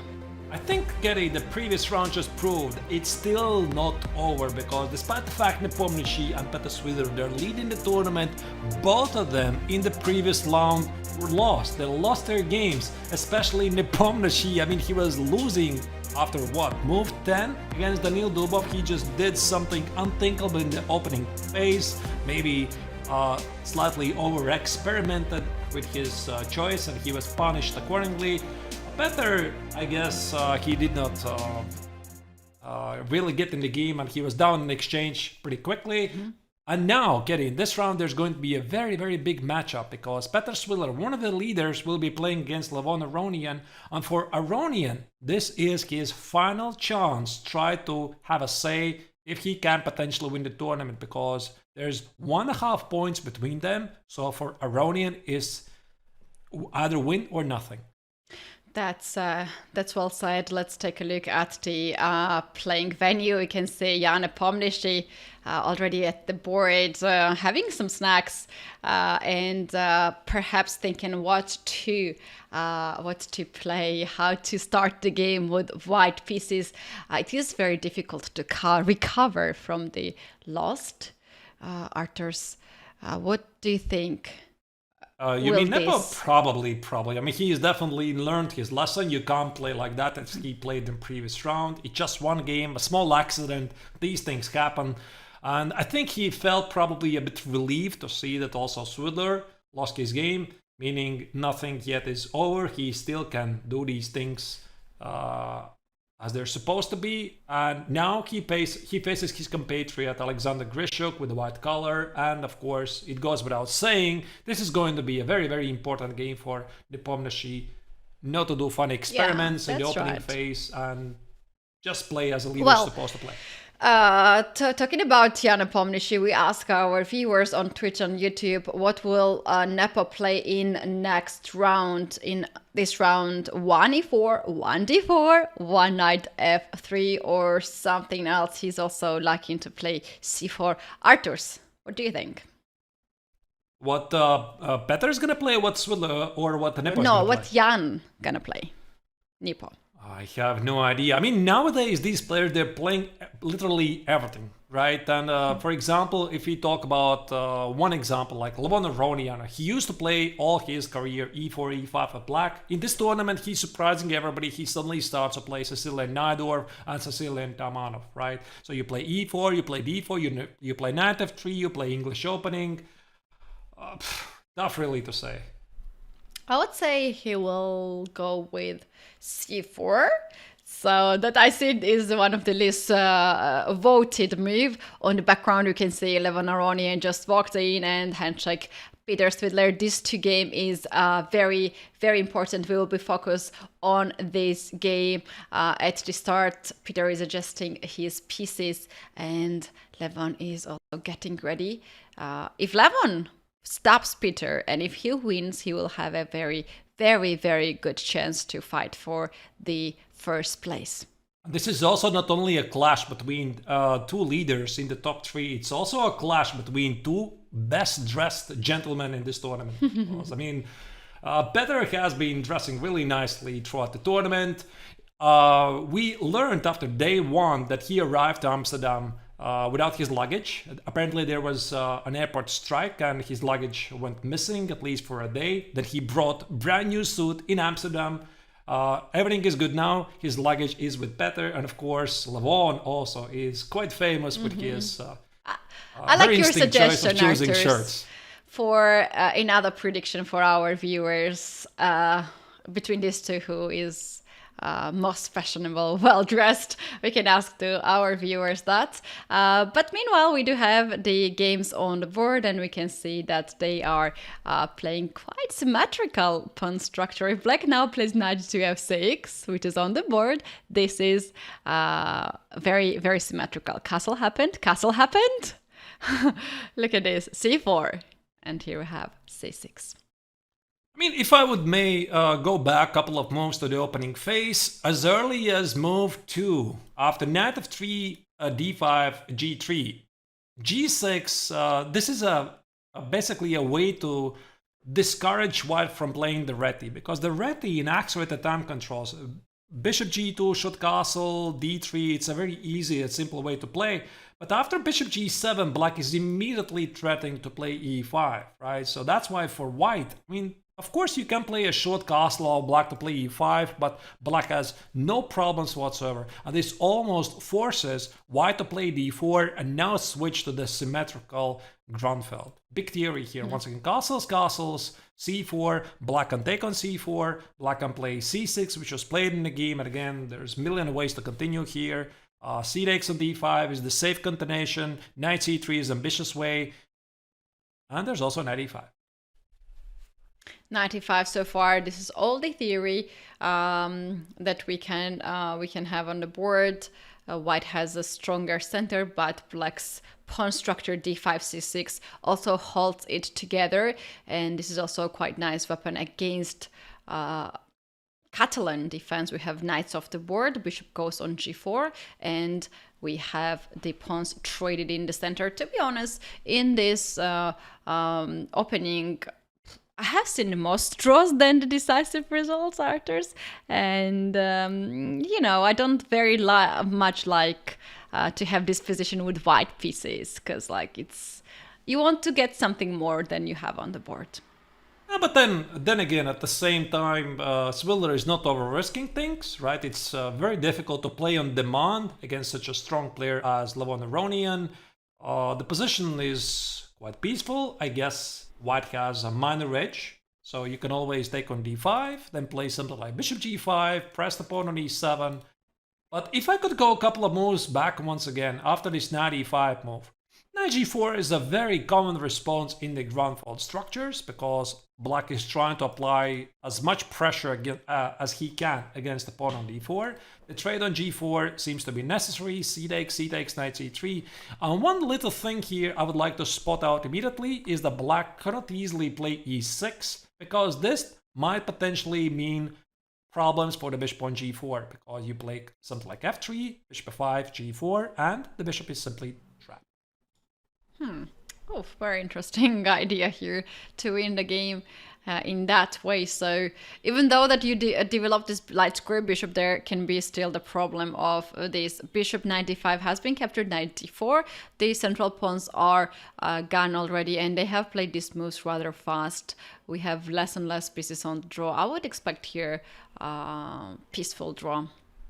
Kitty, isn't this something awfully similar that Svidler played in the previous round against Boris Gelfand? I mean, we didn't really have a close look at this game, because we jumped to the game of Svidler against Gelfand when the Russian Grandmaster already was in trouble, but it looks very, very similar. And maybe, Svidler is trying to recreate something. And I don't really buy that this is such a dead draw, despite the fact that there's a material, not a material, but a pawn symmetricality on the board. 2 pawns versus 2 at the queen side, 4 pawns versus 4 at the king side. White has an extra tempo, and it's gotta account for something. So bishop e3 or bishop g5, rook c1. What is pressing here? Yeah, I'm checking right now the game, and you're right, they actually played a very similar variation. They started with developing the pieces in the same manner, but after c4, which is move 6, then Vladimir Kramnik decided to capture this pawn on c4, and in this game we had c6. So it was the similar start, but the continuation was a bit different. All right, so after bishop e3, now the knight on d4 most likely has to retreat, unless black wants to play e5. I don't like this move because it would leave the knight on d5 unchallenged. But then again, if you retrieve the knight something like knight c6, white definitely has some space advantage. Something like queen b3, rook d1, rook c1, and the queen on d8 is going to have a hard time to find a good square. That's one of the problems usually in these positions, is that despite the fact it's a symmetrical position, the black queen often doesn't have a good square. The white queen can find a target. For the black queen, it's not so easy. After listening all of this, what you are just highlighting here, I'm starting to like white's position a little bit more, because I was always thinking that it's so dry position, not too much ideas here, not very interested to play. But what you're pointing out, this is so annoying for black. You know, these small advantages that white can have with these open files and active pieces. Indeed. Yeah, and also, dear viewers, just to remind you, Aronian needs the victory here, right? So, and this kind of opening where he is slitting in a slightly worse position is not really helping him, and hence maybe the reasoning why he decided to play e5. He tries to keep the knight on d4, probably kick out the white knight on d5 by playing something like bishop c6. Yeah, maintaining the knight on d4 seems to be here the choice of Levon Aronian. There is a way to kick this knight out from d4 square, but the bishop is on the way. So first you need to find the square for the bishop, and then to push e3, or you can also give up the bishop for the knight. But this will be a little bit tough for white then to try to win the pawn on d4. Yeah, the pawn on d4 probably will be protected, and maybe for Swidler what he's thinking about, in some scenario, maybe instead of rook d1 or at some point later to play knight f4, offer the bishop trade, put the knight on d3, and then the knight on d3 in the long run could be the better piece than the bishop on g7, because the bishop on g7 is staring at a pawn on d4. I have a feeling we are heading here, so bishop d4 yeah, we have played. bishop d4 on the board. You're right, actually. In here, Peter just took the knight on a d4, and then he played knight to f4. He goes right away to d3 square to blockade this pawn. On the way, b7 pawn is also hanging. This is not very important, as black can also recapture b2 pawn after rook to b8, attacking the bishop and the b2 pawn as well. But this idea to blockade the knight on d3 seems very nice. But, Arturs, then how white wants to win that? Like, how? Is it a c-file that white wants to occupy? Not really sure. I think first black needs to make a big decision here.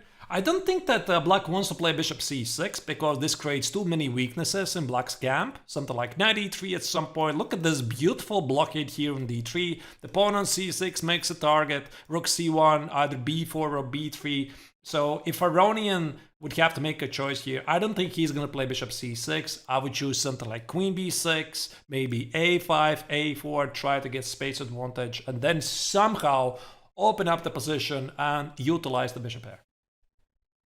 That's right. Maybe black will go bishop to f5 or bishop to b5 at some point to trade the knights, which will launch on d3 square. First, Aronian here goes rook to c8 to try to control this c file with the rook. And in case if white plays knight to d3, maybe he wants to play bishop f5 or bishop to b5 to trade the knight for bishop for the knight. This move is really puzzling me, because I thought that black is going to play queen b6 first, because now I'm not really sure what Aronian wants to do after queen b3. Because white is going to put the queen on b3, I think, no matter what, to bring out the queen so that he can connect the rooks. And does Aronian really want to play queen b6? Probably not, because this would simply ruin his pawn structure. Not forget, the pawn on b7 is also under attack. I'm not sure, maybe b6? But where do you put your queen then again? I mean, I think this this position at the end of the day is simply balanced, but yeah, and we have these going back to my old beliefs that it's a bit dry position. I would suggest to go to the game of Vasily and Vladimir Kramnik for a bit, because this is quite a mess and we need to figure it out what's happening. I have a hard time to guess the opening, and maybe it doesn't really matter. It appears that black has a nice position, not only because of the bar. He has two bishops, and he has a strong pawn center, at the cost of the weakened king. But the question is, can the American grandmaster do anything about it? So he gives bishop c4 check, I think king h8, or king g7 can be the response. For some reason, an exclamation mark. 92. 92. Here to go after the bishop on f4. And there's also some kind of... Yeah? That's the reason. That's the reason, Katie, why king g7 is necessary. It's a fair point. Because after king h8, your knight e2 now is suddenly very good. And knight takes on f4 is very difficult to parry. And now the idea of the king g7 is that knight e2 is parried with bishop h6. So the king is guarding the bishop on h6, and in case of rook h3, rook g3 lift, black can be on time to play f4, stop that happening, and also to attack the rook on h3. This is in fact is on the board right now, bishop to h6. And white really wants to castle on the long side, but this bishop is just so active on this diagonal. I would not really focus too much on the engine's evaluations right now, because I definitely sense that there could be danger for black, because the king is quite exposed. And something which I would consider, like you said, Katie, castling long makes perfect sense, because in order to start a successful attack, one of the best strategies is to position your king on the other side of the board, where your opponent has not castled. Now, since we cannot castle the long way because the bishop controls this diagonal, I'm thinking, can I play something like f4? f4 is on the board, yeah. It marks a mistake, but it looks pretty human. We have to go right away off the game of Daniel Dubov against Shahriar Mammadiyarov, because Dubov is doing Dubov thing, and we don't want to miss this. Another craziness. Dubov is doing Dubov things. Just a second, let me find the game. There you go. And he just made knight to h7. This knight is hanging, and what is happening here? Let's just get the move back, Arthurs, to have the concept here. So this was the position. So Dubov played knight g5 after a very original opening. He castled long. Again, the same reason, put the king on the other side of the board so that you have the entire king side at your disposal. Here Mammadiyarov played knight e7, which apparently is a mistake. King b1 hides the king. Bishop takes on f4, knight f4, bishop g2, knight g2. The knight on g5 is under attack. And this is the reason, precisely the reason, why Dubov sacrificed the knight on h7 so that he can take the bishop on f4. Ah, nice. And that this variation not only just wins the pawn on h7, but also keeps the pin on d-file, Arthurs. And then white has now a serious threat, queen to d3 check, to win this piece. And if you unpin your queen, knight, let's say knight to queen to e7, the queen d3 was still a move. So black step back, king to g8, and now queen to h3. Yeah, this looks killing. It just looks killing, because how do you stop against rook takes on d7 or queen d7 threat? I mean, f5 already is the only move. And then you can get back the queen to give another check, and queen e6. Ew. That's... And again, rook f7 is the only move which keeps the game alive. Yeah. But there's one pin here, Kerry. There's the second pin here. There's knight f4, knight e6, h4, h5, h6. Oh my goodness. I think Dubov is on fire.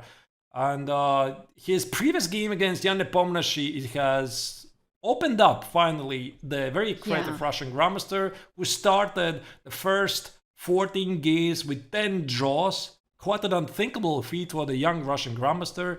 And after his loss against Wesley So in round 15, which probably also was getting to a draw, he crushed Nepomniachtchi in the previous round. And now he's about to do the same against one of the other leaders. Shahriar Mammadiyarov. Yeah, so here we have next moves, Arthurs. After queen to h3, f5 has been played, and Dubov decided to bring the knight in action. And if we go and move back, after knight f4, the threat was knight to e6 to win the exchange in this position. So Shahriar stepped the queen aside and played queen to e8. And at this position, it is Dubov to move like... I would say rook to g1 threat knight g6, but there is this queen to e4 check that white has to watch out. Yeah, and also I think black is threatening queen e4 check, so the line you mentioned here, right here, rook g1, you need to watch out for queen e4 check. Yes. Yeah, and the knight probably has to go to d3. Then black plays something like knight f6 and he's alive. Anyway, what matters is what was played in the game. Queen b3, rook f7, knight e6, a great move. Love it. The idea is to take G5. the knight c7 and knight g5 is another threat. So here queen played on e7 and can we play h4 to threaten knight g5 anyway, and also h5, h6 is never the bad idea to open up. I mean, any move looks great here. Rook g1 looks great. Oof, I like h4 that. knight g5 looks great. Rook g1 indeed is threatening knight g5, but also knight g7 is another move you want to play. I love this move. Yeah. So rook g1. Maybe with the threat black of knight play, g7. Maybe black can play knight c5, try to trade the knights, but then I have a very strong queen d5. Attack the rook on a8 and attack the knight on c5, and black is suffering material losses because he cannot protect both things at the same time. And if knight c5 is not the move, how do you stop rook takes on g7? How do you stop knight g7? Maybe king h8, but now you need to watch out for queen h3 check, go back, king g8, knight g5, attack the exchange, threaten with queen h7. Wow. I think Mamedyarov is dead lost here. Wow, nicely played by Daniel Dubois. Queen to e7. Now he's thinking to play rook to g1. h4 is another move. There can be also knight c7 just to capture this pawn here and then to get the knight on d5 in the center. But that's, I think, the least favored move in here, while white can get way much more in the position. I mean, yeah, maybe this is also a possibility, but I don't think that Dubov is even looking at the pawn on c7. He's now choosing between h4, knight g5, or rook g1. I think, Katie, he's going to play rook g1, because if you play h4... Queen g5 as well right away. Knight g5, queen g5, and rook to d7. That's another option. Yeah, but I think rook g1 is just easy. And now the threat of rook g1, knight g5 is that queen h3 is still a thing, because if you would have played h4 and then knight g5, you would not have the queen h3, queen h7 idea. Good point. Yeah. I think that Dubov's got this. He's going to win this. Shall we move to one of the leaders? We actually can move and we can check it out. Which game is more exciting? Maybe Swidler's game, no? Swidler against Aronian. This is one of the most important games of the round. I think it's a good time to go there, yes. All right. Oh, a very nice timing. G4 apparently was a blunder by Swidler. It seems that the leader of the tournament has miscalculated something. What is it? Is it queen takes on h4? I think that looks like a very easy move to me. Yeah, there's also bishop to e4 move. You know, there's like several moves to be played. Wait, what was the position here? Right here. So black play bishop f5. Black already is looking great. I mean, keeping two bishops on the board. There's a very annoying pin. And this prompted Swidler to play g4. That's a move I don't really understand. Again, what do you do after queen h4? Looks like an easy move that Aroni would spot in like 3 seconds, maybe even less. G takes on f5. I would say knight d5. Knight d5, I would suggest. After queen h4. But your rook on c1 is under attack. Oh, yeah, I didn't see that. No, it's too much. I think it's too much. And we are about to see the follow-up. No, instead Aronian plays bishop e4, which Andrew marks is a great move. Queen g3. Now takes on f4. Bishop g2 and rook takes on e2. And just like that, Swidler is down a pawn with an exposed king. And another pawn on h4. And the pawn on b2 is hanging. Besides that, black also has the pawn, which will start to be marched. Rook to c7 has been played, attacking the pawn on f7, but queen d5 holds things together, also gives the check. That can be the possibility. And after queen d5, queen f3, black can consider to trade the queens.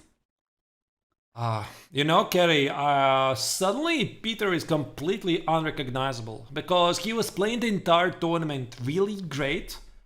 And maybe his last round's game against Boris Gelfand unsettled him. And he was not happy the way he played it out, right?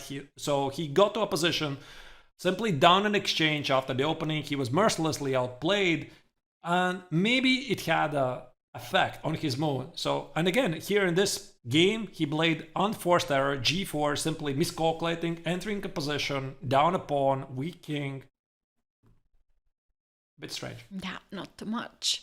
Not too much for him. And we can see he is a bit frustrated here with his blunder, and seems like he's trying to somehow find the counterplay on the board as queen and the rook still remains. There can be some checks. He can also think that draw is a very good result here in this position. And maybe it's the tension of the leadership, because imagine, I mean, you're quite unexpectedly for yourself.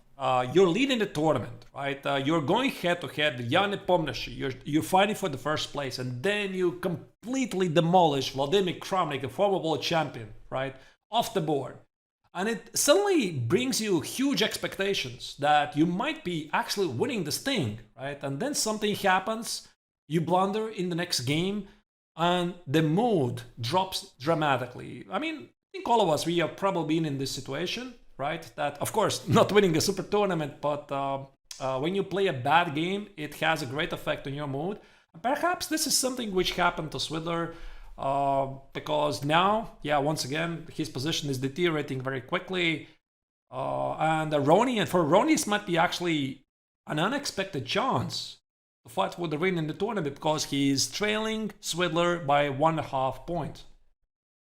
Yeah, and himself, Levon Aronian, was a leader of the first days and the second day as well. But then things changed and he lost the leader's position. Meanwhile, the first game has been ended and Dubov won the game.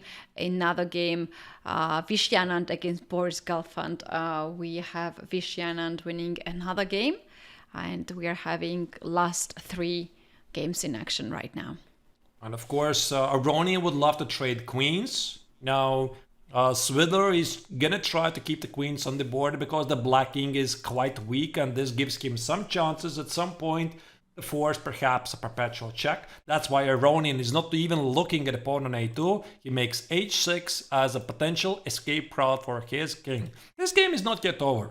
And the bar, by the way, confirms Swidler is not lost.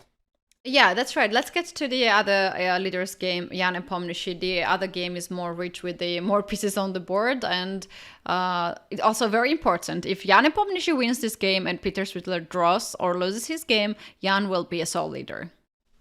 Yeah, and then everything will be decided in the final round. Yeah, in the final round where, again, we are going to have one of the top seeds playing against each other. Swidler is going to face black with Mamedyarov, but okay, let's talk about that in the final round. This round is still not over.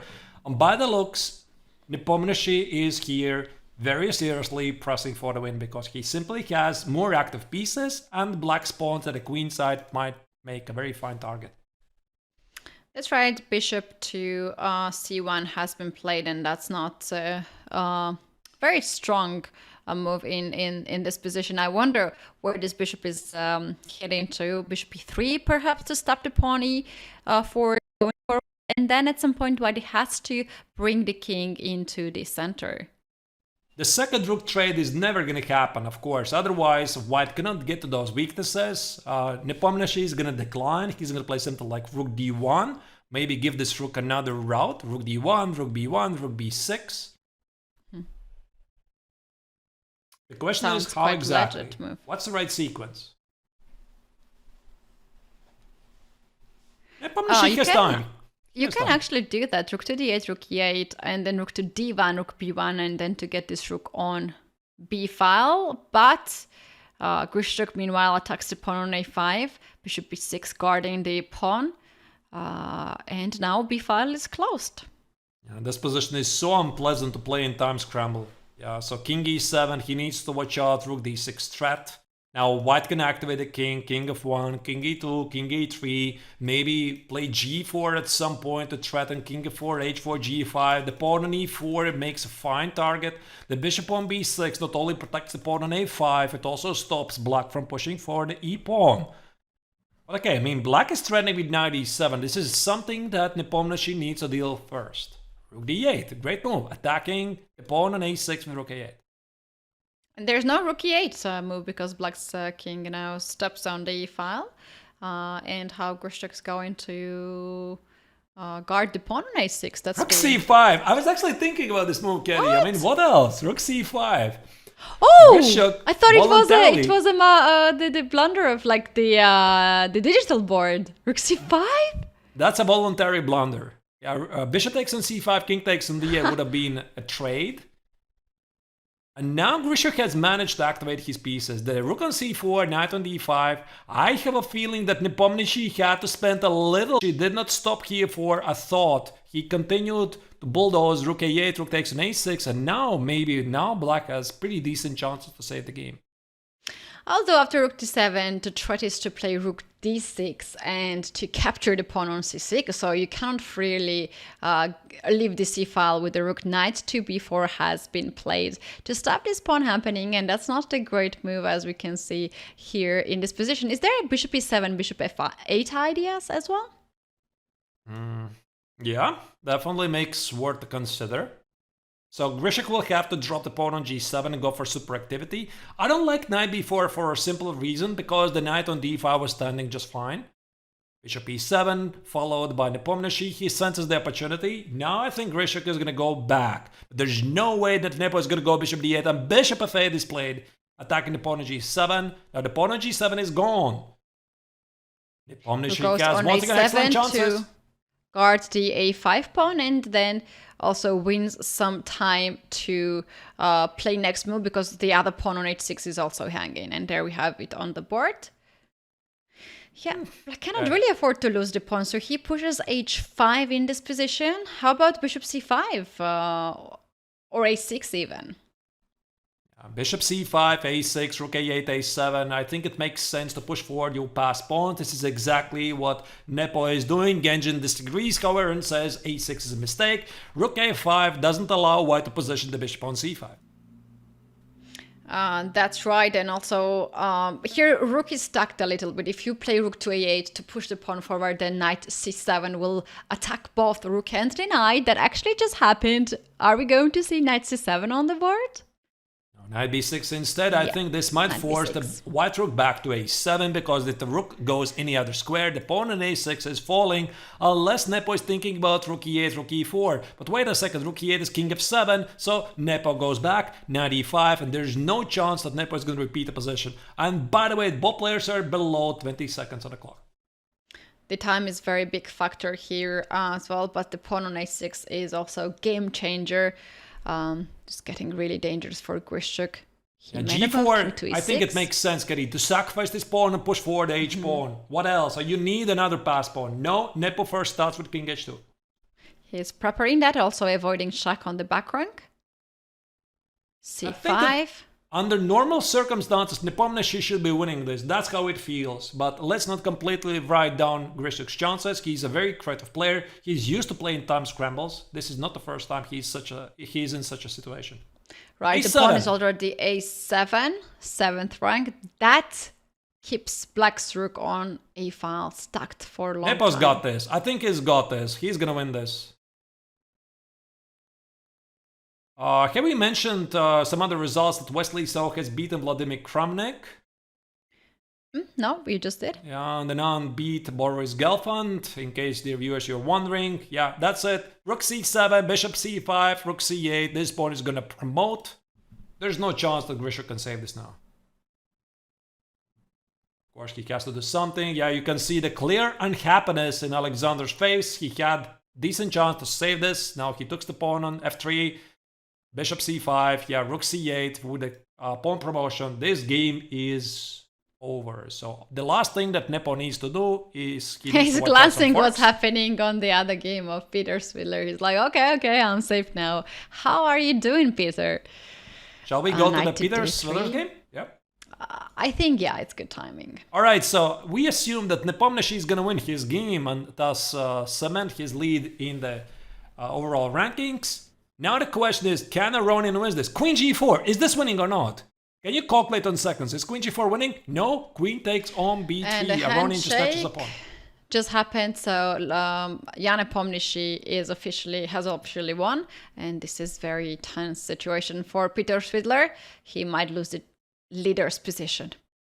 I think he's losing the leader's position no matter what, because even if he manages to save this game, he's already half a point behind the leaders because the viewers at the moment, before Nepomniachtchi won his game, Swidler and Nepomniachtchi had the same amount of points, and Nepomniachtchi just won his game against Alexander Grishuk. What happened and Swidler looks here? dead lost. He lost the game? I think the pawn on f2 is dropping. King h6 is a mate, and King h4 drops another pawn, and Swidler simply resigns, suffering the second loss in a row. Oh, wow, what a day. What a day. We have seen everything today. So many blunders, so many sacrifices, so many amazing moves. And here we have, for the first time for a long period, we do have only one sole leader, and that is Jan Nepomniachtchi with 11.5.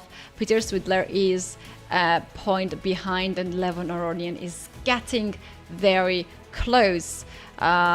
So here, Arthurs, the chance to catch up for Peter, to catch up Jan, is still possible. If they score the same points, they will have the tie breaks in the last round. But that is what if. And now the question is, who will be the opponents of these two players in the last round? Right, so we are going to check that in a moment. So Nepomniachtchi has excellent chances to win the tournament. Dear viewers, just to remind you, he's also the first editions winner back in 2019, when the Levitov Chess Week was first organized back in 2019 in order to celebrate the 40-year anniversary of the main organizer, Ilya Levitov. Now, 4 years later, most of the players have come back to another edition, and Nepomniachtchi once again is looking in a great shape to win the tournament again. I agree with that, Arthurs. And to ask the previous questions, who will be the opponents of these two leaders who have still the chance to fight for 40,000 euro? We're gonna know in a few minutes. Right now, we're going to take a break, and you guys don't want to miss the last round of the Levitov Chess Week 2023. We will be back shortly.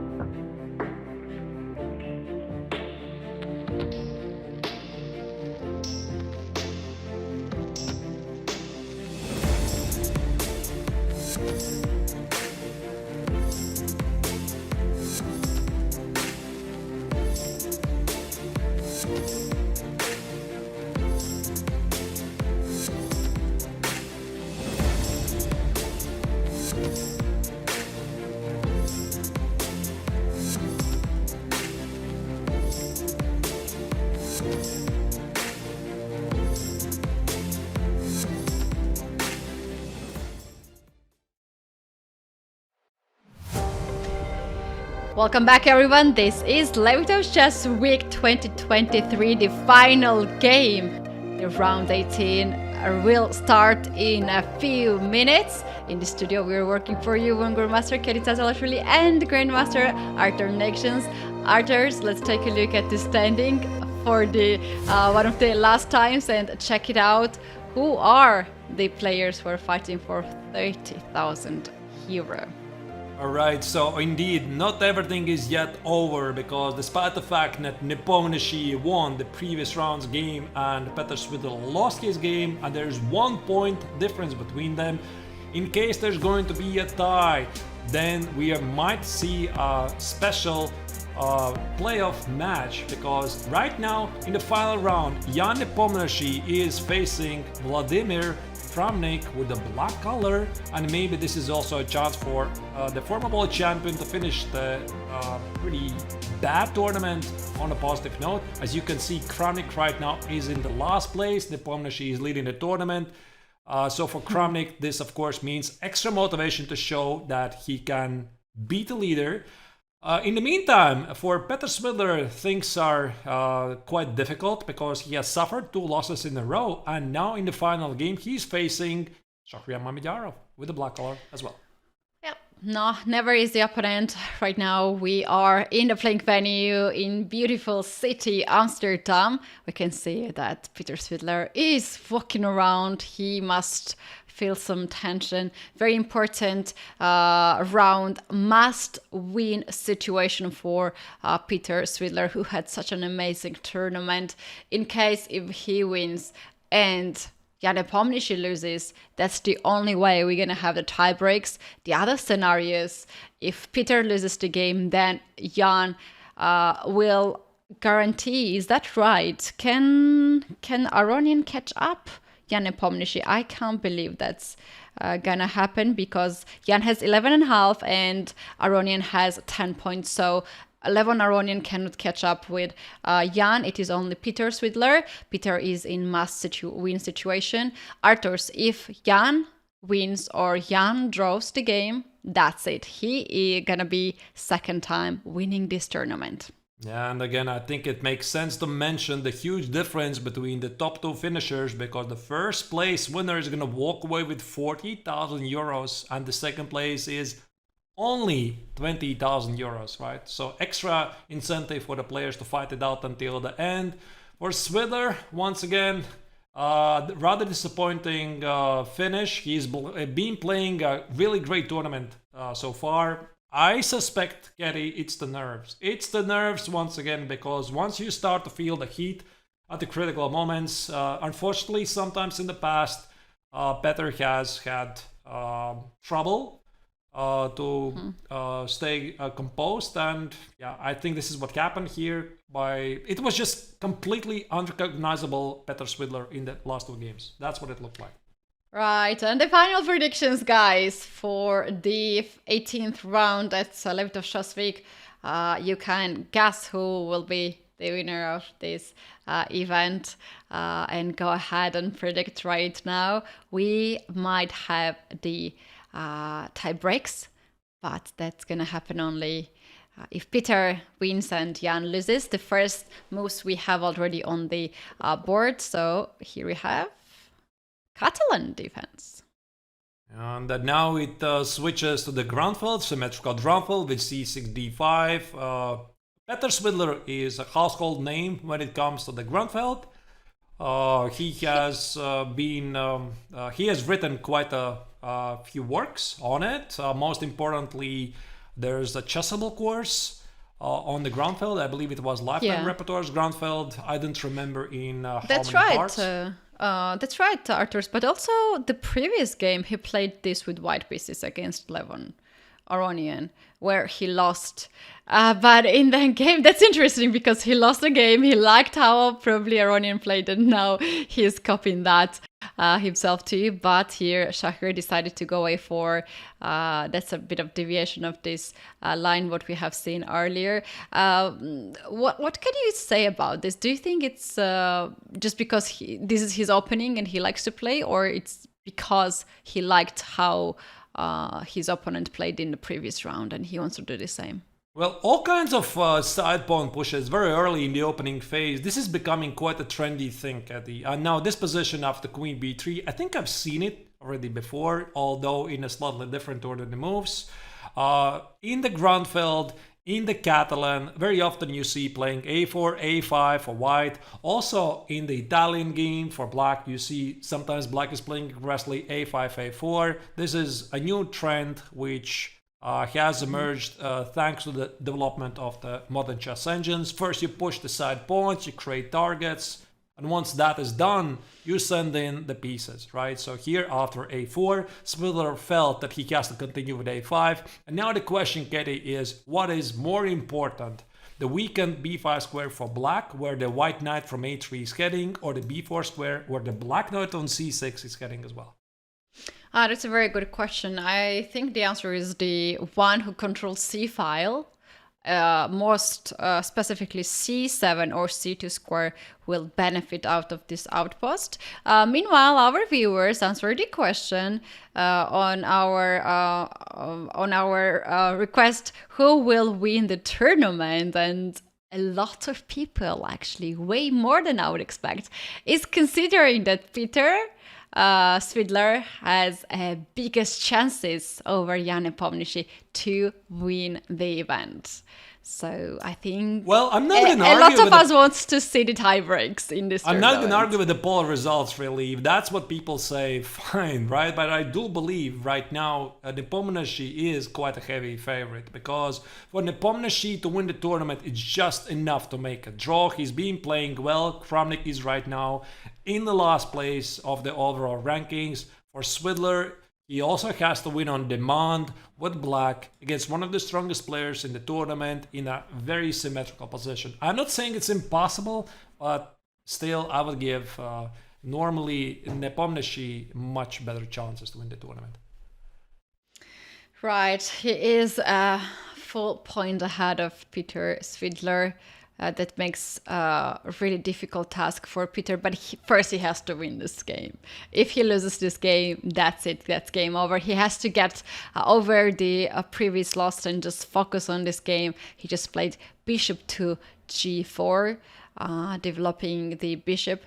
Maybe he wants to play something like knight to f3 and knight to d4 is hanging. I was thinking of queen d7 move next to control a ch3 square and somehow. I like this move, Getty, because it also offers the pawn on b7. I mean, if white is greedy and he takes the pawn on b7, a normal response to these positions is to play knight b4. Now the queen on b7 is feeling a bit vulnerable, because after rook b8 you might have a hard time to find a good retreat square for the queen, which probably only is queen a7, and then the knight on b4, knight on e4, follow with the bishop on g4, bishop on g7, make a very strong impression together. Maybe even something like queen e6, rook after b8, but I don't think that Shakhriyar is going to accept the pawn on b7. Oh, he takes it. I was wrong. He's taking it. Shak going after the pawn on b7.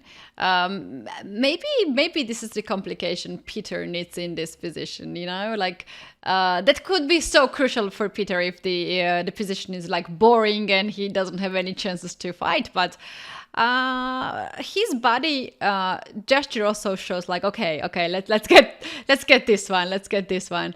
96 now is a serious threat to trap the queen. Yeah, this is what the chat says, actually. I didn't notice this. Very, very indeed nicely spotted, dear viewers. I see you're also very sharp and you see these ideas. 96 is not something which commonly happens here, but yeah, 96 would trap the queen in one go. Not queen d6, but 96.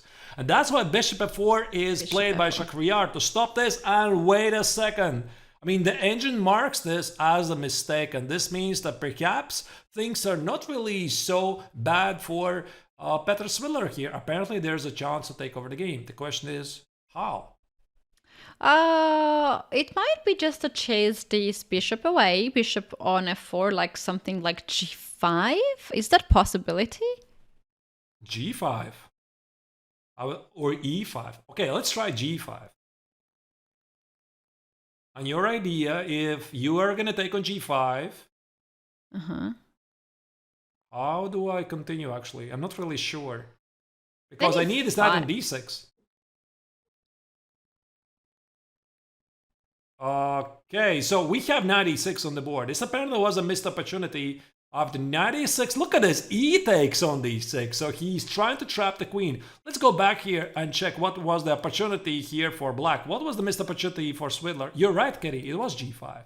After g5, knight x on g5. And now play knight e6. Okay, I'm not sure I understand. Ah, Bishop okay. takes- Bishop takes, pawn takes, and the knight on g5 is hanging, so you're winning the time here. That's very important time to win. So knight has to come back, and we then you need the final move here. And then you supposedly trap the queen, but I'm not sure. This is still so obvious. How exactly do you trap it? Okay, I just turned on the engine, I checked it. It's not very obvious, right? So apparently Swidler had the right idea. He had to play knight e6, but first g5, g5, knight g5, and only then knight e6, so the knight on g5 is under attack. Very difficult to pick up, especially in an accelerated time control game. Yeah, just imagine if Pitler, sorry, Pitler, I just combined the name and the last name together. That's apologies for that. Peter could, like, if he could win like that, g5, he did not spend any second. He played knight to d6 right away. That can be very annoying for him after the game. And in the background, we are seeing the game between Danil Dobov and Alexander Grishuk has apparently finished. They're discussing something. Most likely it was a draw. I don't think there was an early blunder. Yep, we have a confirmation. Grishuk against Dobov is a draw, and we can congratulate these players for finishing their tournament. Rook e8, by the way, is played by Swidler, so he activates his rook, attacking the pawn on e2. Now the question is, can Shahryar continue with e3? If he plays e3, this is going to create a potential weakness on f3, a pin, because after e3, queen f6, the knight on f3 could be problematic to defend.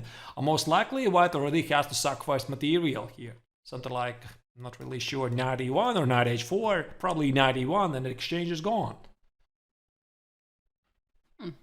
Nicely spotted. And Peter cannot sit on the board. He wants to check out what's happening on the other board. Jan Nepomniachtchi, this is the game he is looking at, and Peter cannot just focus on his game alone, because the other game is also turning to be very interesting. Arturs, shall we for a second switch to that game to check out what is currently the situation of the leaders game, Jan Nepomniachtchi against Vladimir Kramnik? All right, what do we have here? At least I can very quickly evaluate is that white has two bishops and a pretty open position. Knight d4, I guess he wants to hit the bishop on e6 with something like rook e1. Maybe also push forward b4, b5. At the moment, Kramnik appears to have opening advantage, at least according to engines. Now, if I'm Nepomniachtchi, I'm thinking how to get away the king from the center. Probably. Yeah, so he castles short. I don't think he had the time to snatch the pawn on b4. Kramnik instantly pushes pawn b4, b5, which engine marks as a mistake. Now the question is, where is the mistake? Can Nepomniachtchi actually take the pawn on c5? No, c takes on b5 is played. Arturs, I was thinking that white would play f4, f5 to push the pawn on this side and then to damage the king structure, but Kramnik was thinking of the other plan and he pushed the pawn on the queen side. But now he doesn't have any follow-up. That's a bit weird, right? You play b5 and you would expect that follow-up would be like rather fast, and he's taking his moment. Okay, the question is, what exactly did Kramnik anticipate? I guess knight b5? Knight b5, knight x on c5, something like bishop a3, but wait a second, I mean, where's your threat? I don't really see your red, Kitty. Bishop a3, b6, maybe he wanted to take on d5 and play knight c7, fork the rook, fork the bishop, but there's at least rook d8. All of these moves are very easy to find. Really strange. I just try to understand what could be the miscalculation from Kramnik's part. So knight x on b5, knight x on c5 is played. Bishop a3, b6 is on the board.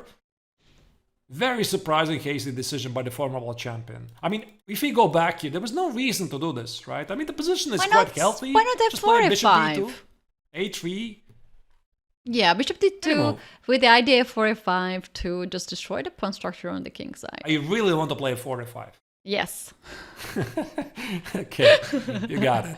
All right. I don't know. I would probably just play bishop d2, bring the bishop in the game, maybe rook a to e1, and then eventually, maybe you're right, f4, f5. But yeah, very strange blunder, positional mistake by Kramnik. He gives away the pawn for a questionable compensation. Rook c1, rook d8. Look at that. Nepomniachtchi now sacrifices the pawn on c5. I think Kramnik is simply in a bad shape here. So bishop c5, take it, rook takes on c5, he wins back the pawn, but now look at this, now black is very active at the king side. The knight on f4 is a monster. It attacks the bishop on g2 and most notably the pawn on h3. There's rook d2 threatening, the pawn on a2 is under attack as well. So Kramnik is going to be very happy to make a draw, but remember the viewers, Nepomniachtchi does not mind a draw, he's happy with a draw. That's right. And Arthurs, he is the winner of the first edition of Levitov's Chess Week 2023. And if he finalizes this tournament in his favor, he will be 2 times champion of the same event. That's something very special for sure. Yeah, I wouldn't be really surprised if this game would finish very quickly. Right, Kramnik would realize he has no realistic chances to win this game, and while the position is slightly worse but not yet lost, he would offer a draw and okay, let's just finish this tournament at least on a more or less positive note. I don't think that Nepomniachtchi would really, continue to fight on, and he would just agree. Maybe I'm wrong. Knight x on s7, Kramnik grabs the pawn on a7 to get back material balance. Knight c6, as you can see, white's position deteriorates after every single move. Now there's knight e2 fork. Is there also knight x on g2 because king g2 allows bishop d5 and the knight on c6 is trapped. So knight g2, knight d8, probably not. Rook d3. Oh, that's a great move, Ketty. The question is what happens after bishop takes on c5? I guess. Just a second. You can just take it back, and after rook takes c5, then to grab the bishop on g2 and to play bishop h3, win the exchange. Oh, that's beautiful. Knight x on g2, bishop h3. I was looking only at bishop d5 ideas. You're right, bishop h3 also is threatening to win the exchange. I think Kramnik is about to just lose. After getting a great position after the opening, he's just self-collapsing here. Very, very strange to see, so... Quite unfortunate turn of events for Kramnik. I mean, for him, lately, it's been going really tough, right? With his experiences playing with people online, he was not very happy with his results on chess.com. Then he announced that he is stopping to play on chess.com. And now this rather weak performance on Levitov Chess Week. That's tough. Yeah, you just need to be in a good shape at these events. It's so difficult to play every round as your opponents are not getting any easier, but they are actually getting to turn out to be stronger and stronger. Bishop a2 has just happened by Jan Nepomniachtchi. He's very close to win the title. He just needs to stabilize. He already has stabilized the position. He has extra pawn. He just needs to hold it now together. Bishop e6 makes a lot of sense to attack the pawn on h3 and then to somehow start to push pawn. I like this move, bishop c5. a2, Kathy, because even if Nepomniachtchi does not play out his position perfectly, now there's no risk whatsoever for him to lose this game. I mean, there's no risk at all, right? So even if he drops the pawn on c5, it's 3 pawns versus 3. If case there's going to be a draw, fine, then be a draw. At least right now he can play this without any risk, that he doesn't need to worry about the a pawn is going to roll forward because the pawn is simply not there. And I like h4. I like ambitious. the move h4 very much because it just blockades the pawn on h3 on the light square. And that creates the target for black's light square bishop. And now I wonder, if Kramnik would offer a draw here, would Nepo agree? That's an interesting Yeah. question, right? I mean, now, I'm not so sure. There is no point to risk. Why to risk it?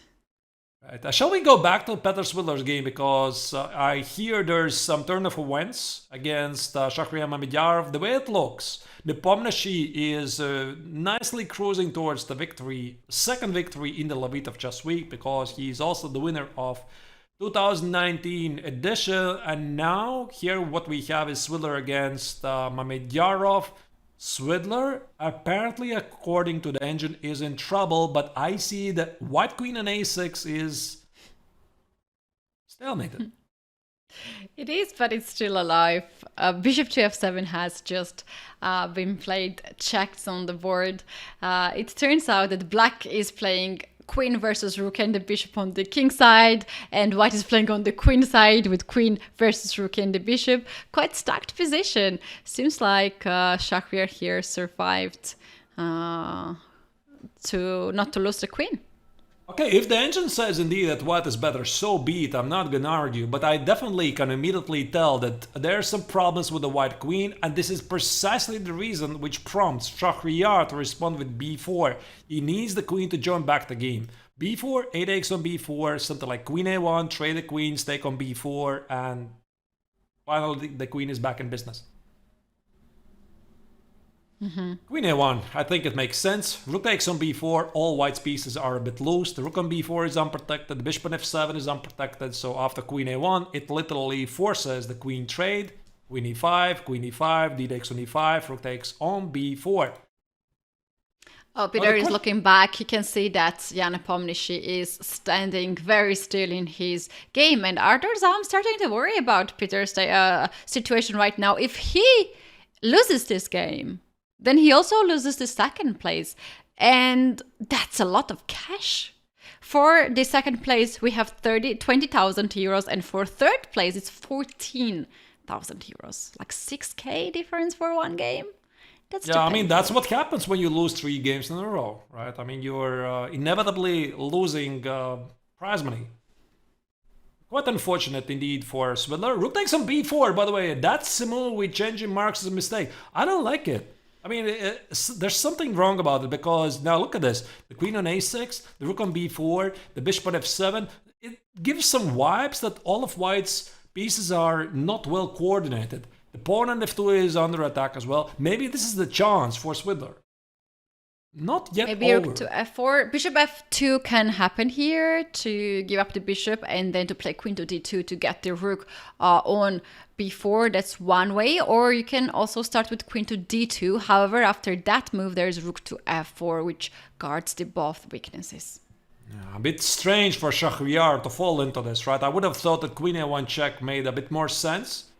Apparently, there was something that he didn't like, and I think this is a very, very decent chance for Swidler. Instead, look at this, he plays queen e5, he does not take the pawn. The threat was queen e1 to give a check, but after king to g2, now there's no more check on the board, and queen e1 will be responded with rook to f4 once again. Alright. There is bishop f2 still possible, but Peter is not going for that. And maybe indeed the chat writes, dear viewers, thank you for being as sharp as usual. There was some problems with the long diagonal. Maybe Swidler did not have the time to take the exchange, the bishop, the rook on b4. I think our chat is referring to this moment. Oh, that's a good point. Takes, check here, and if you take on b4 here, you might miss a wow, that's a beautiful. That's really nice. That's really nice. That's why we have the best viewers here, who are correcting our mistakes, or in case we are not seeing something here. Nice, really good. Anyway, let's jump back to the action. King g7, Swidler makes sure he's not going to miss the mate. g5, rook f3, queen e4. That creates a pin, h3, and unfortunately for black, there's no h5, because bishop takes on h5 eliminates the pawn. Well. And checking on the game of Kramnik and Jan Nepomniachtchi, we have the rook end game where Jan has risk-free position. There's no practical chance to lose that game for Jan. So maybe we should go back to that game. Fight for the second spot. Jan Nepomniachtchi and Vladimir Kramnik. Yeah, maybe let's go back to that game because this is essentially forming the winner of the tournament. Again, the history is in the making here because Nepomniachtchi, despite the fact that he started the tournament quite average, he had 2 points out of 5. In the first day, he suffered 3 losses, and then on the next day, Nepomniachtchi won all 4 games, and he continued his winning ways on day 3 as well, marking his 5th victory in a row. Then he made a couple of draws. And then the first alarm bells sang in the round number 16 today when he played this absolutely insane self-destructing game against Danil Dubov. And you would have thought this is gonna break Nepomniachtchi. No, it did not. He just ignored the game. It never happened, and he just continues to play great chess. He's just playing. I don't know if he wants to win with his body language. He's like quite relaxed. He's not very concentrated. But the position is completely winning, and we have here resignation, and we have the winner of the Levitov Chess Week 2023 Grandmaster Jan Nepomniachtchi is 2 times champion of this event. Congratulations to Jan and his fans. All right, so indeed, great play by Nepomniachtchi. He's winning the tournament in style. The last 2 games after this terrible game against Danil Dubov, he played really well. Kramnik, again, I'm not really sure what happened to him. How did he blunder this pawn? He self-destructed in the final game. This is a tournament. The great Vlad, he wants to forget. But now the big question, dear viewers, is can Petr Swidler keep the 2nd place? Because right now he's down a pawn in a rather ugly endgame against Shahryar Mamedyarov, who obviously also himself is fighting for a better prize. That's right, and meanwhile Aronian versus Anand, the position is quite promising for Aronian, who has 2 knights versus rook, very heartbreaking situation right now for Peter, but the game is not over yet and the other game is still in progress, so we need just to focus on this one. Peter is very disappointed. We can clearly see that. Maybe this also, Katie, it means a chance for Levon Aronian, because Aronian at the moment is in the 3rd place, half a point behind Petr Swidler. And in case Petr Swidler loses or draws, maybe this is a chance for Aronian to take the 2nd place, because right now Levon Aronian is playing against the former world champion Vishy Anand. Also, right. In case of Peter draws this game and Aronian wins, they will have 11 points and they will share the places, but we will not have the tie breaks. All right. So Queen G4. Here Mamedyarov is pressing, but he is low on the clock, 40 seconds, but he still gets plus 5 seconds per every made move. Queen d5 on the board. 5. Apparently attacking the bishop on d5. I mean, engine marks these moves as mistakes. Looks pretty human to me. H4. Here Mamedyarov is seeking extra targets at black's position. King f6. H5. So Mamedyarov marks the pawn on h6 as a potential target. Maybe he's also thinking about f3, king h3 to hide the king on h3 and avoid a queen trade, and then somehow with the queen penetrate black's defenses. Easier said than done.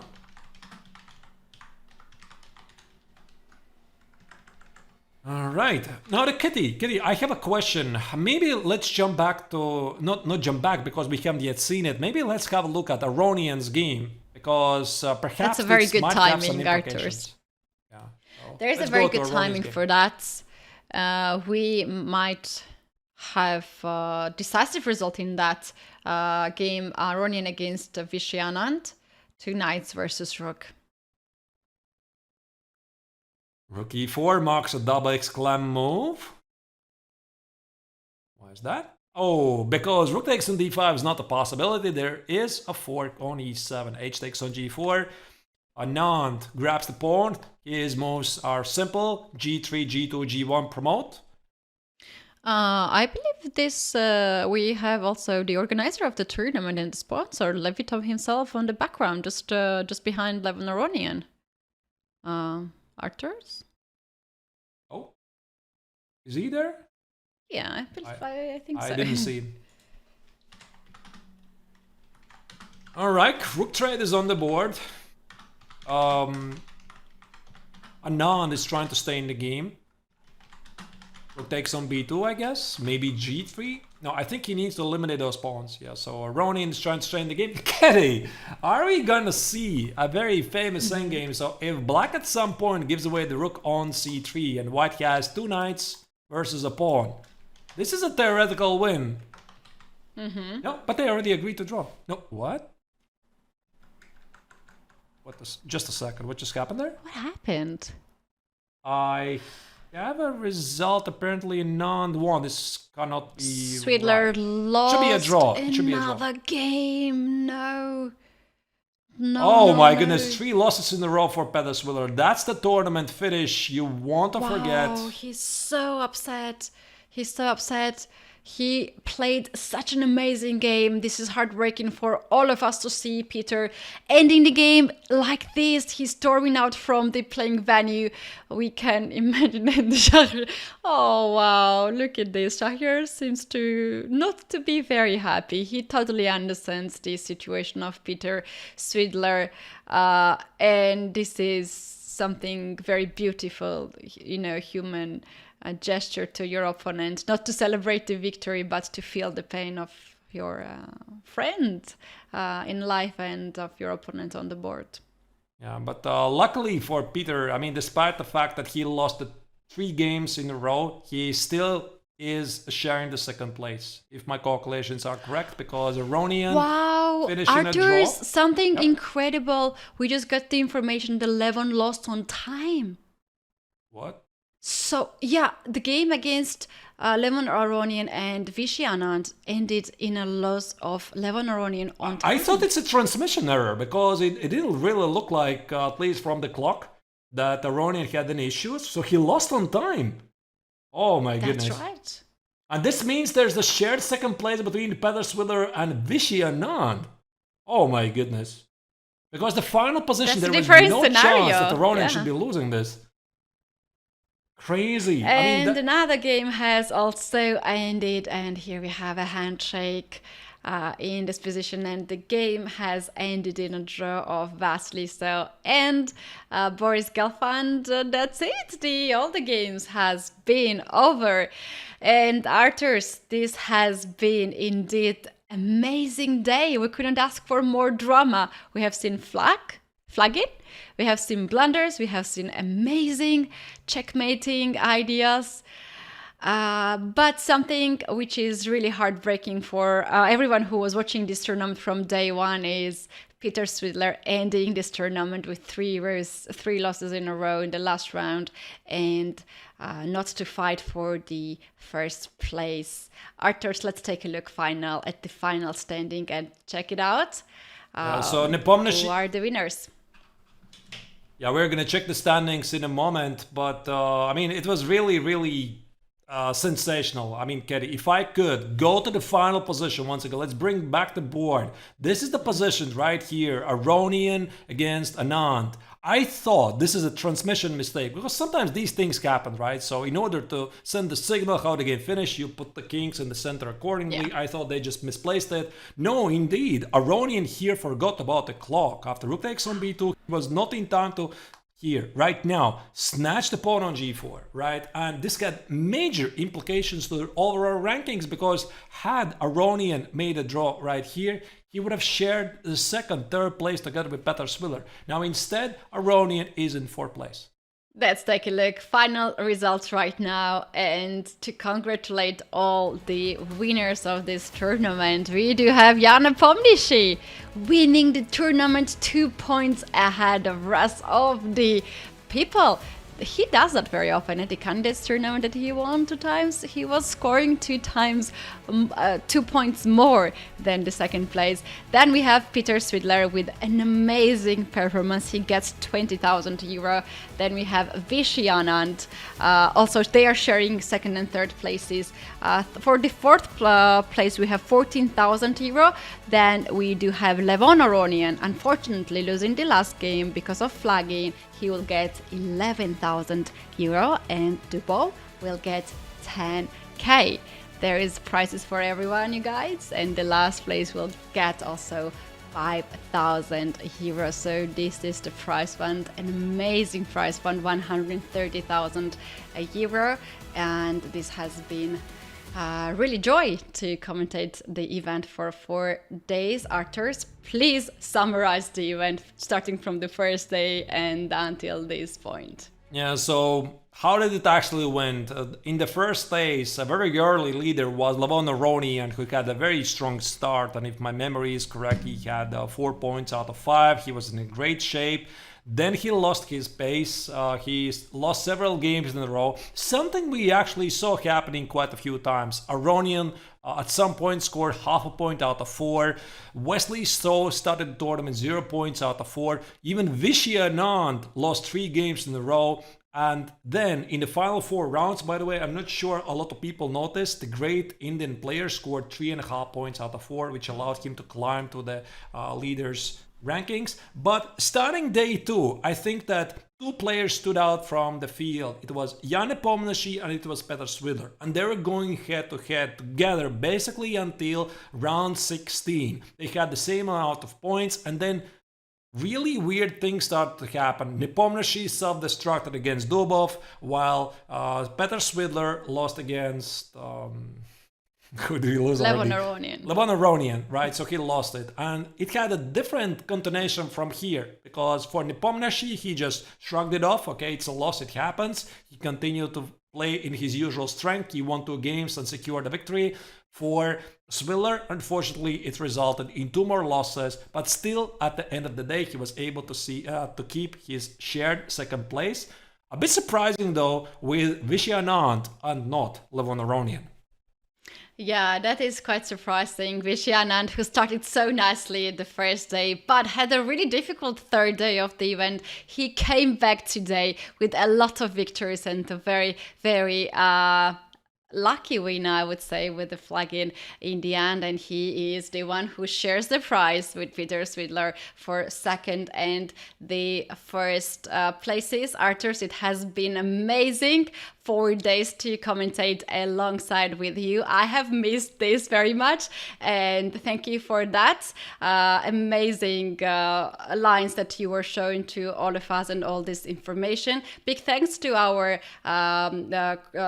group who is behind the scenes and putting all these things together, and of course big thanks to our viewers who are all the time with us and even helping us. They were our third commentators and helping us to go through with very nice lines. So I think that's it for this edition. We have to say goodbye for this year, but hoping that Levitov Chess Week 2024 will be another big event of the year.